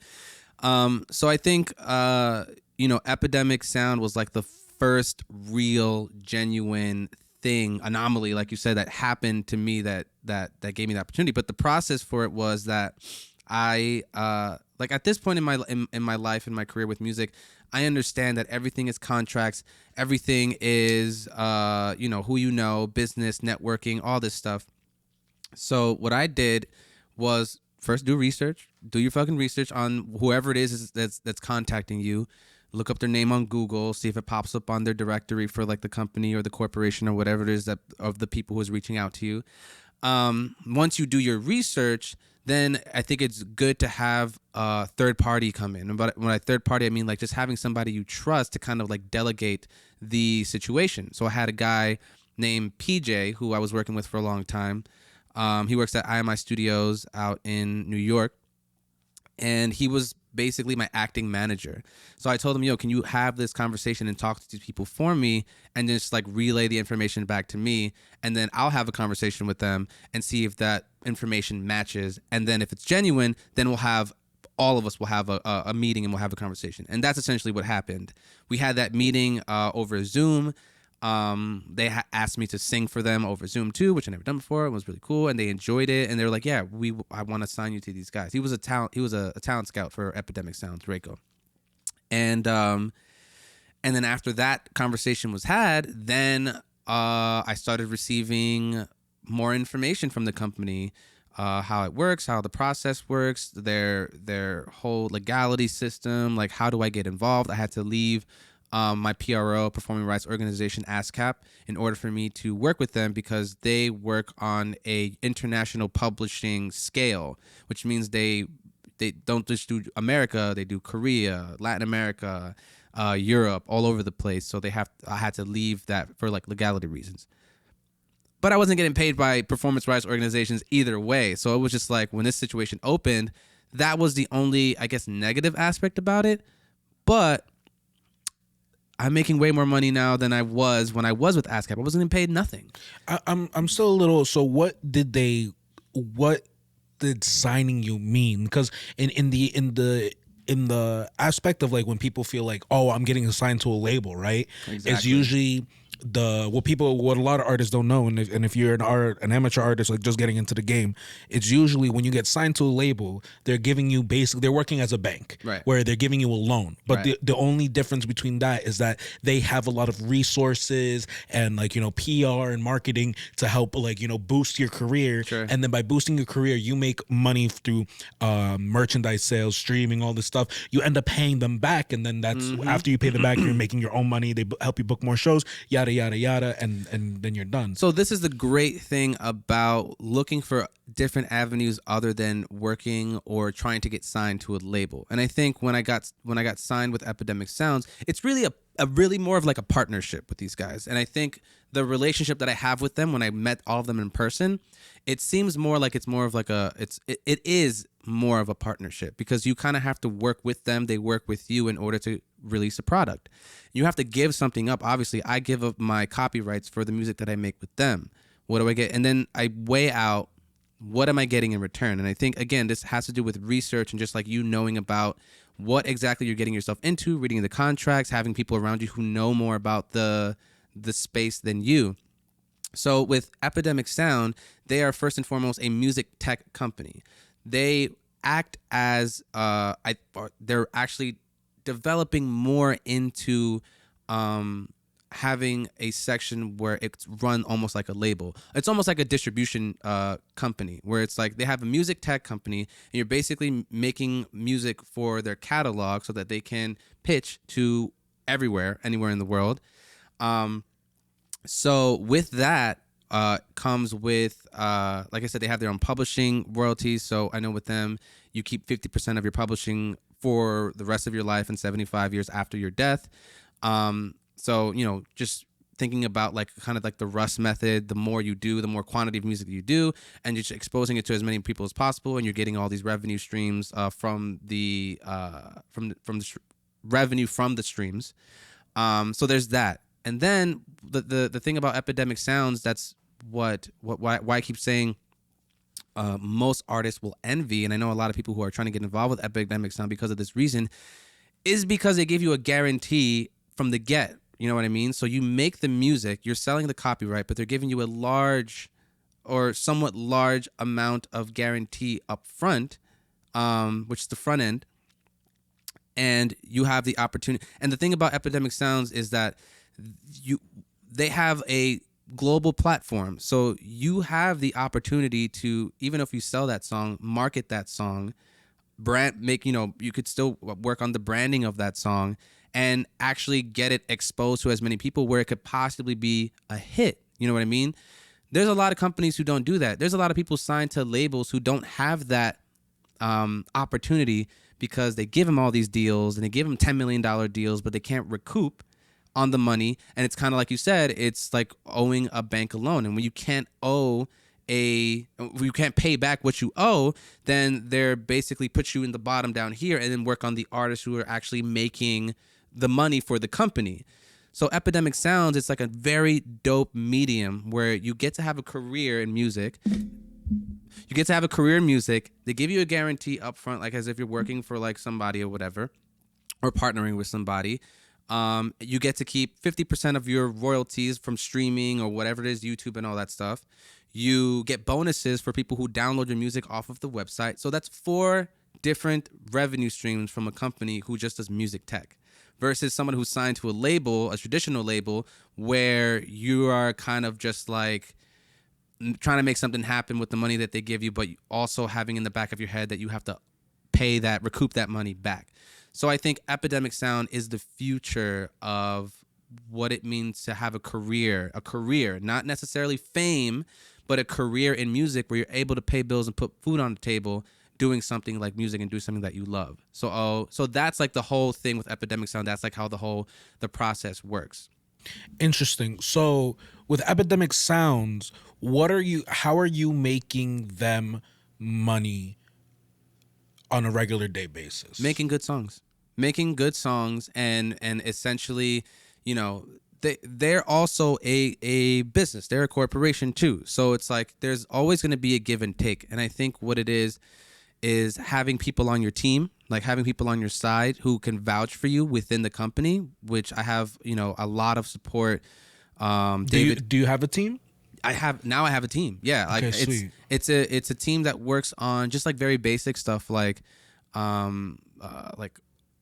cover art for things, or trying to get me like funding for like a music video. Like I have like a team of people who can do different things in different avenues, which is awesome because I never had that before, and it makes things A lot easier. very easy. Yes. Delegation is super important. And that's a big thing, is like when you're being an artist, you are doing everything by yourself. I still do a lot of even though I get partnered with these guys, there's not anything that I don't oversee on any of my projects, like from the inception of me thinking about the idea to the very end when it's released, mixed and mastered and put out and marketed. Like I oversee like all those different things, even though I have like a team that I can delegate different things to. Epidemic Sounds is not, it's just with any label actually. It's just like you still got to put in mad work on yourself in terms of branding and marketing yourself. Like you can't be all relied on this third party, So I think artists need to understand that there's so much work to be done in the space that even if you get a break, because I know a lot of artists who get like these little deals with like Red Bull Arena or like these brand deals or brand partnership deals and stuff like that, but they still have to fucking pay rent. You know what I mean? And a lot of these gigs are not forever. Like I know that Epidemic Sound is not going to be forever. I might last here for another maybe 4 or 5 years or something like that until I get bored or until they no longer need me. Who knows? I don't know. But I know that this isn't the only avenue to make money within music. There's so many different things. It's just a matter of getting in. And then once you're in, just building and building and building and building and building. And going back to, like I said, Epidemic Sounds being kind of like the future of the career of an artist. It's like you're also still keeping like royalties, and if it does well, you're gonna get a lot of money back for a lot of your life, and it can be passed down to your kids and your kids and all that stuff, as long as the company is like still around. But it's also cool because it's a small company and it's a growing company, and so that's my take on just like expectation with a lot of this stuff. It's just like have an expectation, have a goal, but also understand that there's so many other avenues that you can do to make money: publishing, video games, podcasting, writing jingles. That's still a thing. So who's your main audience? Because good question. Yeah, when you're making your music, who's your main audience? I think that has been the most difficult question to answer in my career, because I think I want to make music for, the music that I do is Latin pop based, very Latin based for the company. They allow me to experiment, but it's mostly just Spanish music that I do. So there's definitely that audience of trying to appease to that audience as well. But then there's also the part of me where like English is my first language. So I try to hone more in on like a bilingual or rather a Spanglish kind of audience, which is like New York, New Jersey, Miami, parts of Mexico, things like that. That's from the information that I've been getting back from my streams and like all that stuff. That's been like my main audience, like Mexico City, Spain, parts in Honduras, Lima, Peru. Like all it was just exactly what I want, right? But then because the music can be both English and Spanish, then I also want to appease to, and that's the difficult thing. It's like, as an artist, you want to appease and you want to, I guess, kind of like have multiple, what's the word? Just multiple kinds of people listening to your music as much as possible. It's Latin pop, so it has to be kind of like popular. It's popular in the Spanish realm, but also because I speak English and I speak Spanglish, I want a piece of that crowd too, which is New York. And it's hard because the New York, New Jersey, that kind of culture, the commercial culture is very much hip hop or like urban Latino reggaeton, drill and all that stuff. And my music isn't necessarily, my music is just trying to be more like, you don't necessarily have to be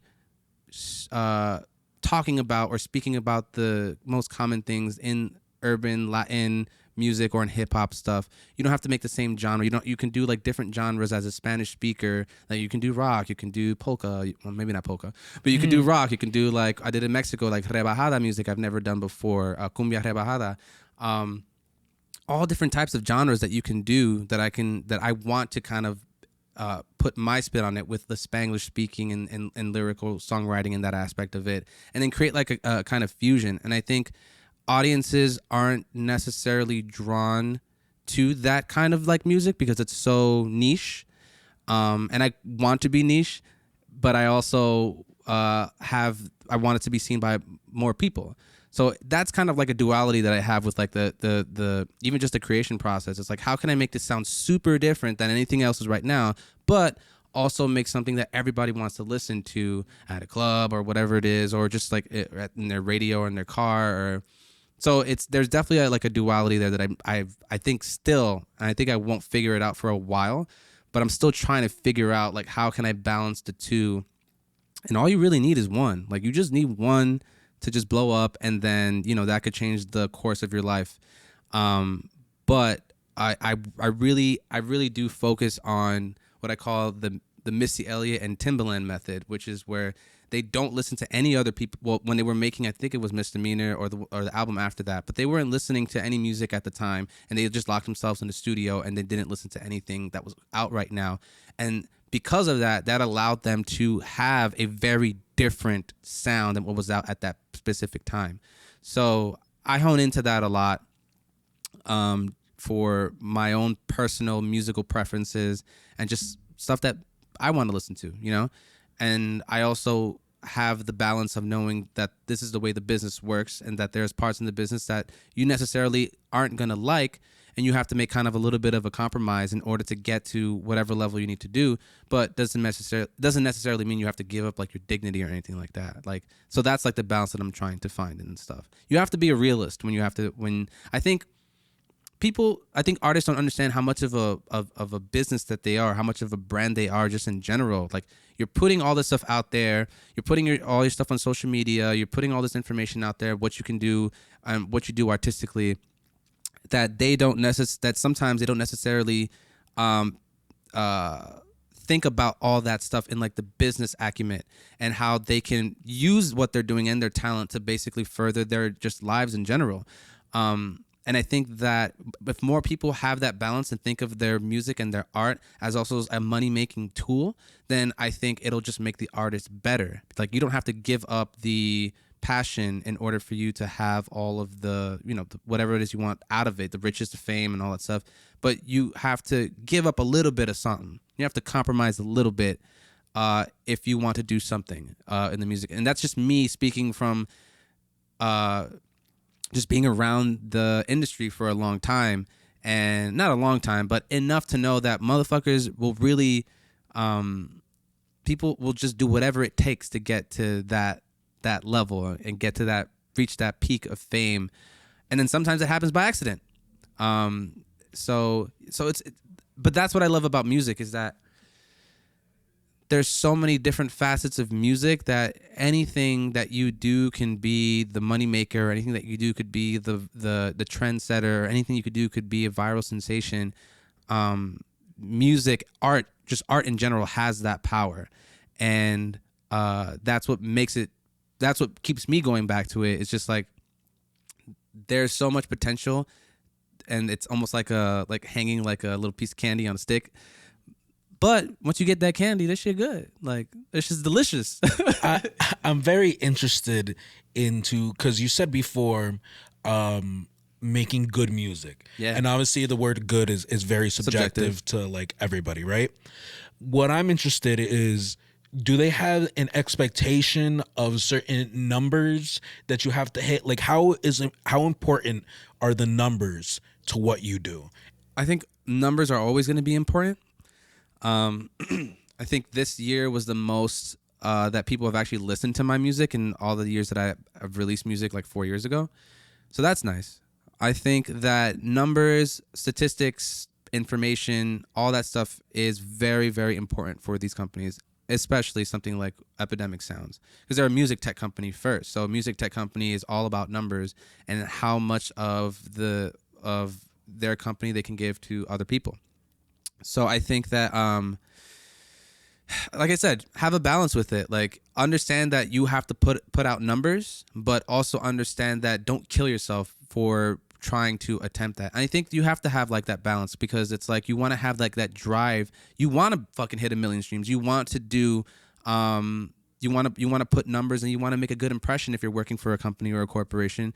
You want to be that person. You don't want to be the person that lets the company down or lets yourself down, or vice versa. So as long as like the company's working for you and you're working for them and it's mutual, then, then there's that understanding. But that being said, like I said, there are companies that will, or labels that won't fuck with you just because of the fact that you're not bringing in numbers and you're not bringing in revenue. And people have to be aware of that, because if they're not aware of that, then you're not living in reality, in my opinion. And I think music may be subjective, but there are pieces and there's components of music that makes it something where it's fucking good. Like the mix and the master, which is what literally makes or breaks the record.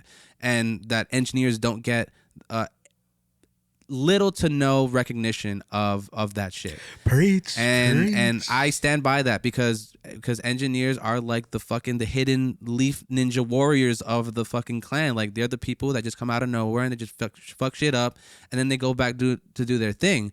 But I think that they deserve the recognition, because literally, if your track sounds like, unless you're doing some fucking crazy new music, abstract, I want my shit to sound super distorted like a motherfucker, like, then that's like, that's the subjective, or your subjective art for that specific genre. But if you're doing something commercial, and mind you, Instagram is commercial, Facebook is commercial, Snapchat, all these different apps, those are commercial apps that everybody, celebrities, politicians, that they all use. And you want to have you want to put your face on those things as much as possible, but do it in the right way. So it is professional.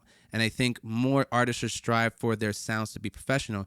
And sounding professional is expensive, but again, that goes back into understanding the business. It's an investment. Don't treat it as something in order for you to get notoriety. Treat it as an investment to your passion and to your art, so that people see that you put that money and you put that hard work into that thing, and then that gains its traction through that thing.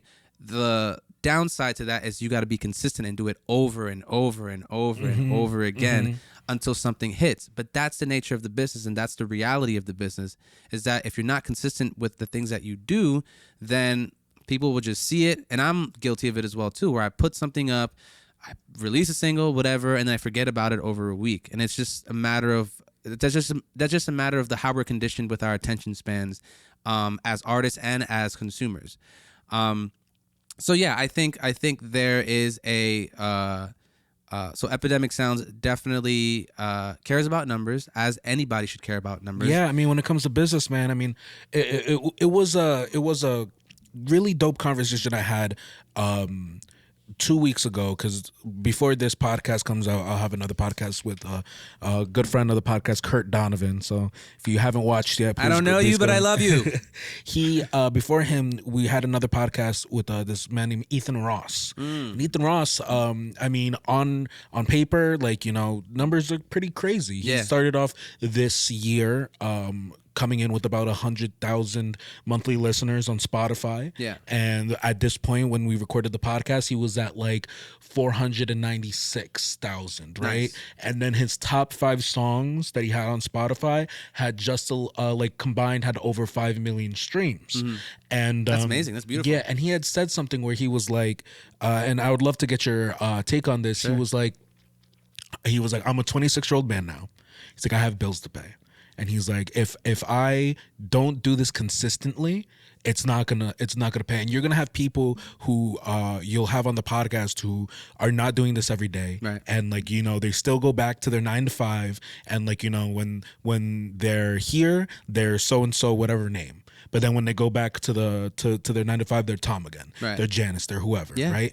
And I'm like, wow, like I really never thought about it like that. And he also said, he was like, I hate working off of inspiration. And I was like, that's weird. And he's like, it's not to say that I don't work off of inspiration or that I don't work when I'm inspired, but he's like, it's the people who work when they're not inspired, because then you don't want to not work, Right. Because there'll be times where it's up and down, man. This artist game is just like a whole, like, it's not linear. Yeah. There's high highs, there's low lows, but I mean, your hope is that overall, when you kind of put that line in between, that it's generally going up. The journey Right. overall is linear, hopefully in an upward trend, Yeah. but it's not going to look like it's going to look like a whole bunch of up and down. So when you talk about working for this company, I'm wondering, like, how is it, like, do you have any anxiety when it comes to those up and downs? Because like for me, if you're going on a down, and sometimes like the downs feel like this for a second, and then they even go lower. Yeah. Have you had that experience with Epidemic Sounds yet, or have you been pretty much at a pretty cool trajectory working with that relationship? So here's my take on that, because that's all that shit is valid, and I think that Ethan Ross is valid for saying that he doesn't want to work off of inspiration, because I feel like, I got to a point in my life where I am able to make money off of the music.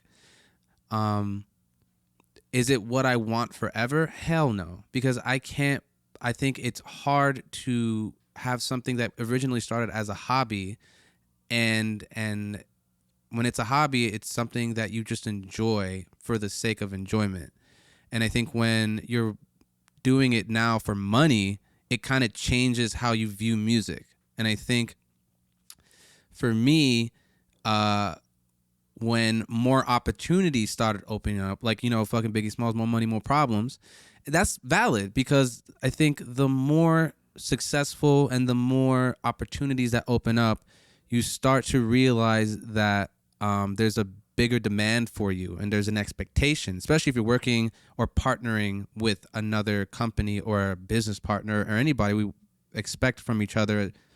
That's just normal, because we want the business to thrive. So I think that it goes back to just having a. So for me, I think what I developed, and it goes back to, like, even after my brother passed away, is this idea of learning detachment. And once I learned to detach myself from grief, and kind of pick and choose when I want to revisit it, I was like, what if I apply this same mindset to other parts of my life? My relationships, my music, my relationship with my family, new experiences. Like, what if I give myself this just live with the idea of not being detached by materialistic things and more in tune with, like, the spiritual of that specific thing. Try to figure out a philosophical reason why some things make sense to you, So I think that with music and having this kind of machine that you're working for, where it's kind of like, even labels too, where it's a factory essentially, and you just got to pump out these songs, and you got to figure out where you're going to get your inspiration from next, and you have to figure out, is this shit going to hit? And you have to figure out if it's if it's going to please the company that you're trying to sell it to. Music is a big part of, a big part of music is you're trying to get feedback from, whether it's people that you work with or from the consumers or whoever. You're never going to get that unless you put your shit out there. So I think for me, I had to I came to the realization when I applied detachment to my music that it just made it easier to make music, because I was able to obsess over the process of the song. And and the cool thing about also having a team is you also have different opinions on that song. For sure. And that is a big part of this shit, is having someone else's opinion on the shit that you do, the shit that you write, because it's not necessarily about whether that person's opinion is wrong or if that person is right. It's just you're having another perspective on that song, because it could be for maybe that person's audience that maybe you have to like kind of hone into more, or it just gives you an idea to make your music more broad to a broader audience. And I think that's beautiful. I think having feedback and having other people's opinions on it, and not having an ego when people tell you that maybe you should do this or whatever, if it's in a respectful manner, obviously. But that to me also played a big part in detaching myself from the music, because I can not only rely on my my gut, but also other people's gut.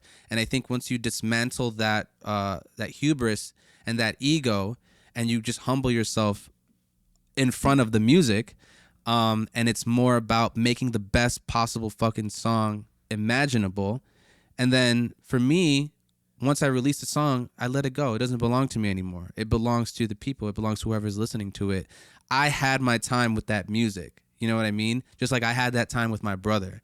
So now that that time is up, I can let it go and let it be free, and it's in the ether now, and I don't have to worry about it, and then move on to the next thing and obsess over that. And all of this stuff in music is just about moving forward.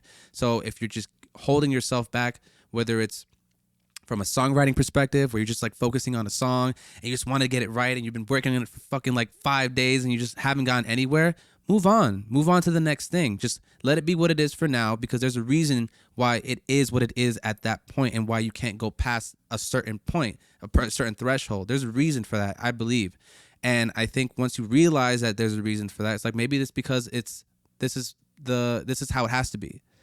And then you can move on from that once you realize that shit. So detachment for me is a big part of my music making process. Now, that is for business, not for my own personal artistic obsessive creations that I just like. It's like my babies. I call them like my babies, right?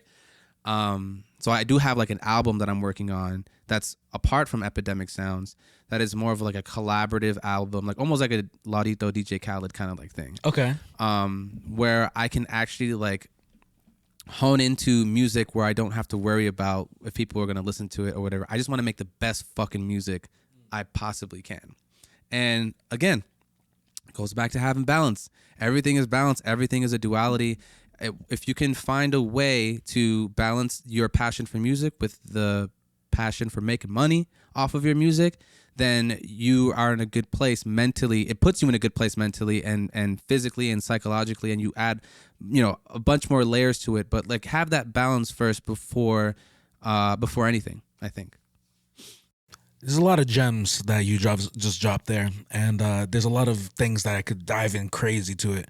If you're an artist listening to this podcast right now, I need you. I say this every time somebody drops a lot of gems. Stop where you're listening right now. Replay back just the last 10, 15 minutes of what we're just talking, and just keep listening to that, because it's oh man, like, I love working with a lot of the artists who are just getting into the game, and they're just learning how to make this become like a life thing. Rather, when it's just like, it's almost nice to see the people who are just like in the dream stage still, right? And this is not to say that I know everything about it, because I think it's more just based off of experience than anything. That's where I speak from. But there's so much stuff that I there's just so much stuff that I've been in the game professionally for, like, I want to say like hardcore, like 3-4 years, like just going at it. And there's people that has been in the game for like the person that I work with at my company, David Kim, who's been in the game for 30 plus years. And I think what's cool about the cool thing about that in particular is that you get to pick their brains and their different perspectives on how things were back in the day. And really, when we talk to people back in the day about the music industry, they'll just say the same thing. It was harder. We had to do way more shit. We had to hustle harder. There was no social media. There was none of this shit. And this guy, you know, I admire him, you know, if he ever sees this, sorry, David.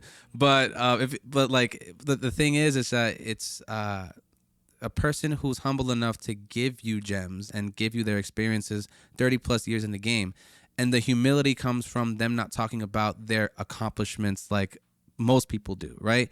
So it's like this guy was, he co-wrote Wrecking Ball with Miley Cyrus. He did a bunch of records with Linda Perry. He fucking was part of the engineering team. He's an engineer, by the way. He was part of the engineering team that did the Nirvana Unplugged on MTV, like stuff like that he didn't have to tell me. Actually, he didn't tell me. I found out maybe like this year after working with him for like 2 years. And I think it's those people that I'm more drawn to. You don't have to be part of like a big label or whatever the gatekeepers are. I don't care about that stuff. I like I said, I detach myself from those kinds of points of views or those types of people because they have something to prove versus people who have been in the game for 30 plus years and who humble themselves like that. They have nothing to prove. They're just, you know, living like everybody else, providing for their family, you know, making a living and also having the time and just the audacity to give me these gems and this information that I can use to progress me in my life, and that's why they say it. So I think with me, my big goal is to have, and this is why I don't even do this is why I rarely talk about just my experiences like in the music industry, and I really do like interviews or podcasts and like a lot of these things, or even go on like, you know, my life, what I did this. Like I don't do that because I think that it's not a ego thing, it's not a humility thing. I think I just haven't had enough experience left. I haven't had enough experience in my life to talk about certain things. You know what I mean? But you know what? Everything that you're saying now is so vital. And I'm even sure like Ito like 5 years ago, if he was like listening to you right now, would be like, holy shit, like he'd be coked up in a bathroom with strippers. Like seriously. In a college dorm room somewhere in William-Paterson. Well, if when you had your senses together, you know what I mean, this information would be so important. Yeah. And I think for a lot of artists who are out there and who are still my life has kind of like my mentality to this game kind of changed very recently, where I kind of realized, oh, like there needs to be more of a business side to this shit now. It can't just be me doing this for fun. Look what you have, bro. You are literally running a business, and you have a tangible business, by the way. It's not just you, like you have a tangible business where you got to pay the rent and you have to make sure everything is running. And it's like, and the great thing that I love about people, especially people like you, is that you just threw yourself in it and figured it out. Like some people just kind of just need to throw themselves in the pit, in the fire, and just like get burned a couple of times, but go through the fire in order to figure out what it is they need to do to make this shit work. And it's all about the person. It's all about how passionate and how much you're willing to give and give up in order for you to get that shit. So that's why I love with you. Thank you. Something you said that really interests me though, and even you just saying, you know, doing this for 3 years now. Yeah. You had mentioned that, you know, maybe your long-term future might not be with Epidemic Sounds. And obviously you never know what's going to happen. Maybe next year you find out, oh, here's a 20-year deal. Like, I'll fucking do it. I'm interested to see then what does life look like in the future? Right now, your future goals, what does that look like comparative to what you're doing now? Damn. I'm like the type of, it's crazy because I'm the type of person, I've been telling people this all the time. I'm always the type of person, and it's just the way that my brain fucking works, unfortunately. But I'm always thinking in the future. I'm always thinking like, all right, what's the next step? What do I have to do now? What do I have to do 10 minutes from now? What do I have to do 10 hours from now? What do I have to do? I write everything on a schedule. Like for last month, I had a big project that I had to promote. So I just made a schedule. Every single day I had to post something, and I made sure that I was very anal about all the stuff, but also follow through, which is the most important part with all that stuff. So I think that okay, I forgot the question. I smoke a lot of weed, bro. So Nah, you're good. You're good, dude. You're good. I was saying how, you mentioned that the future might not involve epidemic sounds. Yeah. And that, like, what does the ideal future look like for you comparative to what you're doing now? I either want to get, I think the goal is to, what's the next level above epidemic sound as like a company, as like what its function is. And I think I want to go to the next level of that, like maybe work for a bigger or independent publishing company or one of the major publishing companies. That would be kind of like I guess like the goal after epidemic sounds will be to just get to the next level, so I have more opportunities to learn about the business and really get like into it, like, but more into it, just a different aspect of it versus like music tech, where I can actually do something where I'm making music as like a publisher or an artist on a publishing company and things like that, or a label. Who knows? Anything could happen. But I think the future me, and I would want to honestly live in isolation. I want to live in isolation on a ranch with only cats and dogs, maybe horses, and I want to have something like this, like a studio, and it'll be like a place that people can come to where it's like a hub of music creation where they can feel. I went to this place in Mexico, a studio, so beautiful, Mexico City, and we went to this probably my favorite studio so far that I've ever been to, because it's like a mixture of outside and inside, and there's like 3 different rooms, and the vibes were fucking immaculate. There was trees, we could smoke weed, we could drink, there was bands, like everything that you could possibly need, and it's like the thing where everybody just works out of, and it's communal and it's mutual. And I think eventually in the future, the goal is to build my name up to a point where I'm able to sustain living, and then go into isolation in a place where I can just create this hub of musicians and creators, and where people can just kind of come and be in nature and be in vulnerable and be in spaces where we all have the common goal. And the goal is not to necessarily to make a name for yourself, but just to kind of just be in the moment kind of thing. I think the best experiences I've ever had was anything that I had to do that was in the moment, where there was no recording, it was just like, we're all here for the same fucking thing, and I want to basically have that same atmosphere in the future, hopefully, around a bunch of animals and a bunch of music and a bunch of nature, and just live life like that. That's my big goal, and I think that all has to come through having a sustainable financial future, and that's what I'm working towards. And that, for me, it's worth it. It's way more worth it than just like building your name for fame or to get however much money you want, or to be like the top trending thing on Twitter or something like that. I think what the world needs right now, or what people should be seeking right now, is just peace of mind and just peace in general. And especially with the way the world is at this point, I think peace of mind is the thing right now that I have the privilege and the opportunity to take advantage of, because I don't have to worry about as many of the things that I used to worry about. So I think that's the way that I want to see the rest of my life as I, get older, and 10 years, 20 years, who knows down the line. Hopefully I retire in 10 years, which would be fucking fantastic. But again, low expectations. And yeah, that's just a ranch and a couple of dogs and cats and me and music and a bunch of cool friends who are willing to relish in that experience. And hopefully in, like, I don't know where exactly though. Definitely not Jersey. I don't want to live in Jersey. I think it's about time I left Jersey. Where would you go if it wasn't Jersey? Because I'm a huge Jersey head. I just I think I had enough of Jersey. Mm-hmm. I think I've reached my threshold with Jersey. I think I always saw myself living in another country. Don't know where. Probably after I came back from Mexico City, maybe I'll probably move to Mexico, because it's just a nice place to kind of get lost in, but also with the idea that they're your people around you. You know, there's Latinos. Everybody speaks Spanish. We all, you know, if in one way or another come from the same cloth.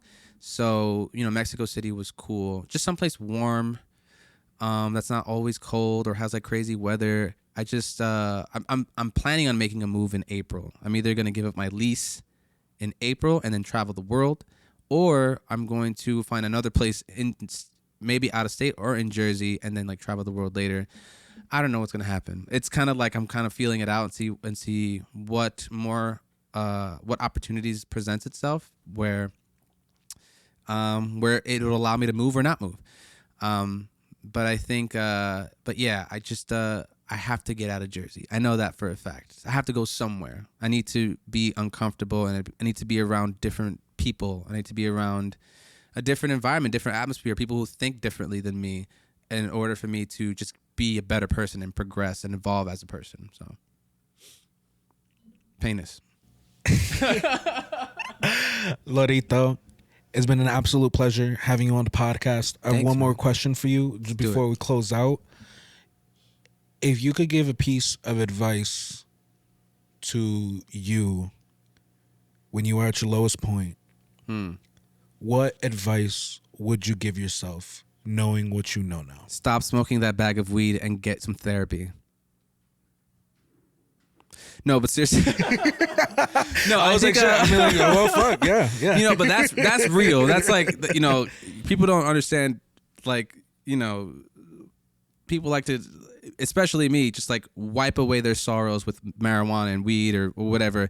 Even though it may not seem like the most dangerous drug, a habit is a habit. You know, it's hard to break out of, and it eventually becomes an addiction. But that being said, I think the advice that I would give to people, that I would give to myself when I was at my lowest point, it would be to just learn to detach, learn to learn to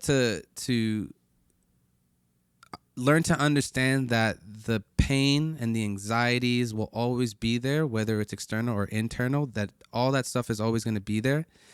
The struggle is always going to be there. Like it's especially if you're when I was at my lowest point, like I was working hard and I was hustling. I was trying to make something happen. And you kind of have to take all that stuff in with you, the good, the bad, and then figure out a way to turn all that bad into something good. That could be through art. That could be going to therapy. That could be in whatever medium you think that you can kind of transfer all that pain and all that loneliness and grief and abandonment and rejection and regret, and figure out a way to take that, hone it, own it, and then apply it to something that can better you, but eventually, hopefully it can help somebody else along the way. So that would be my advice for me. And don't smoke weed in mom's house so you don't get kicked out again. And and drink a lot of water, because I was wilding back then. Just straight up alcohol. Lorito, thank you so much for blessing the podcast with your presence, man. I think I learned so much, and actually I would love to run it back with you at some point, maybe down the line. Absolutely, because I feel like there's so many other questions and stories that we didn't get to get through. I could definitely tell. It's crazy. How long is it? Was like an hour, 2 hours or something? Like about we've been 2 talking? hours. Damn, bro. Hours. It goes quick. I gotta write a book, dude. It goes quick, man. Every time I get on the podcast, man, I tell people, I'm like, it's gonna feel like 5, 10, maybe 30 minutes, and then hours pass by, and you don't even know. Next time I get on the podcast, I'll tell you the story about when I was forced to have sex with a woman who forced me to wear. No, I wasn't forced. I was seduced. Into wearing a Michael Myers outfit in order to have sex with another woman. I feel like that's low key racist in some way. She was Ecuadorian.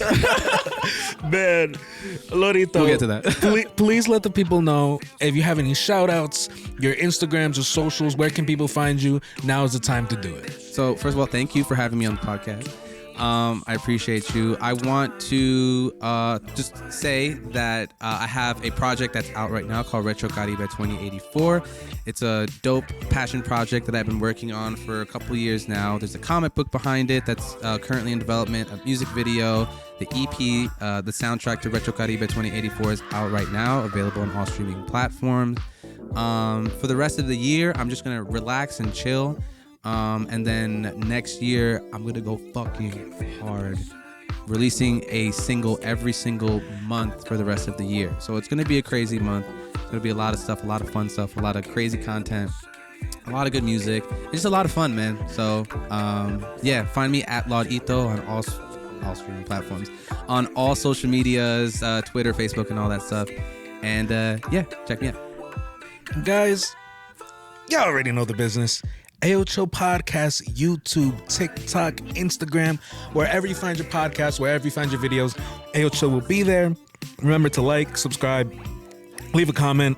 Let me know what you thought about today's podcast. And dude, without further ado, let's just get out of here, man. Let's get out of here, man. Brother. Peace. Sweet, dude. That was fun. Thanks, man. Dude, it was fucking great, dude. I loved it, dude. I love these long form.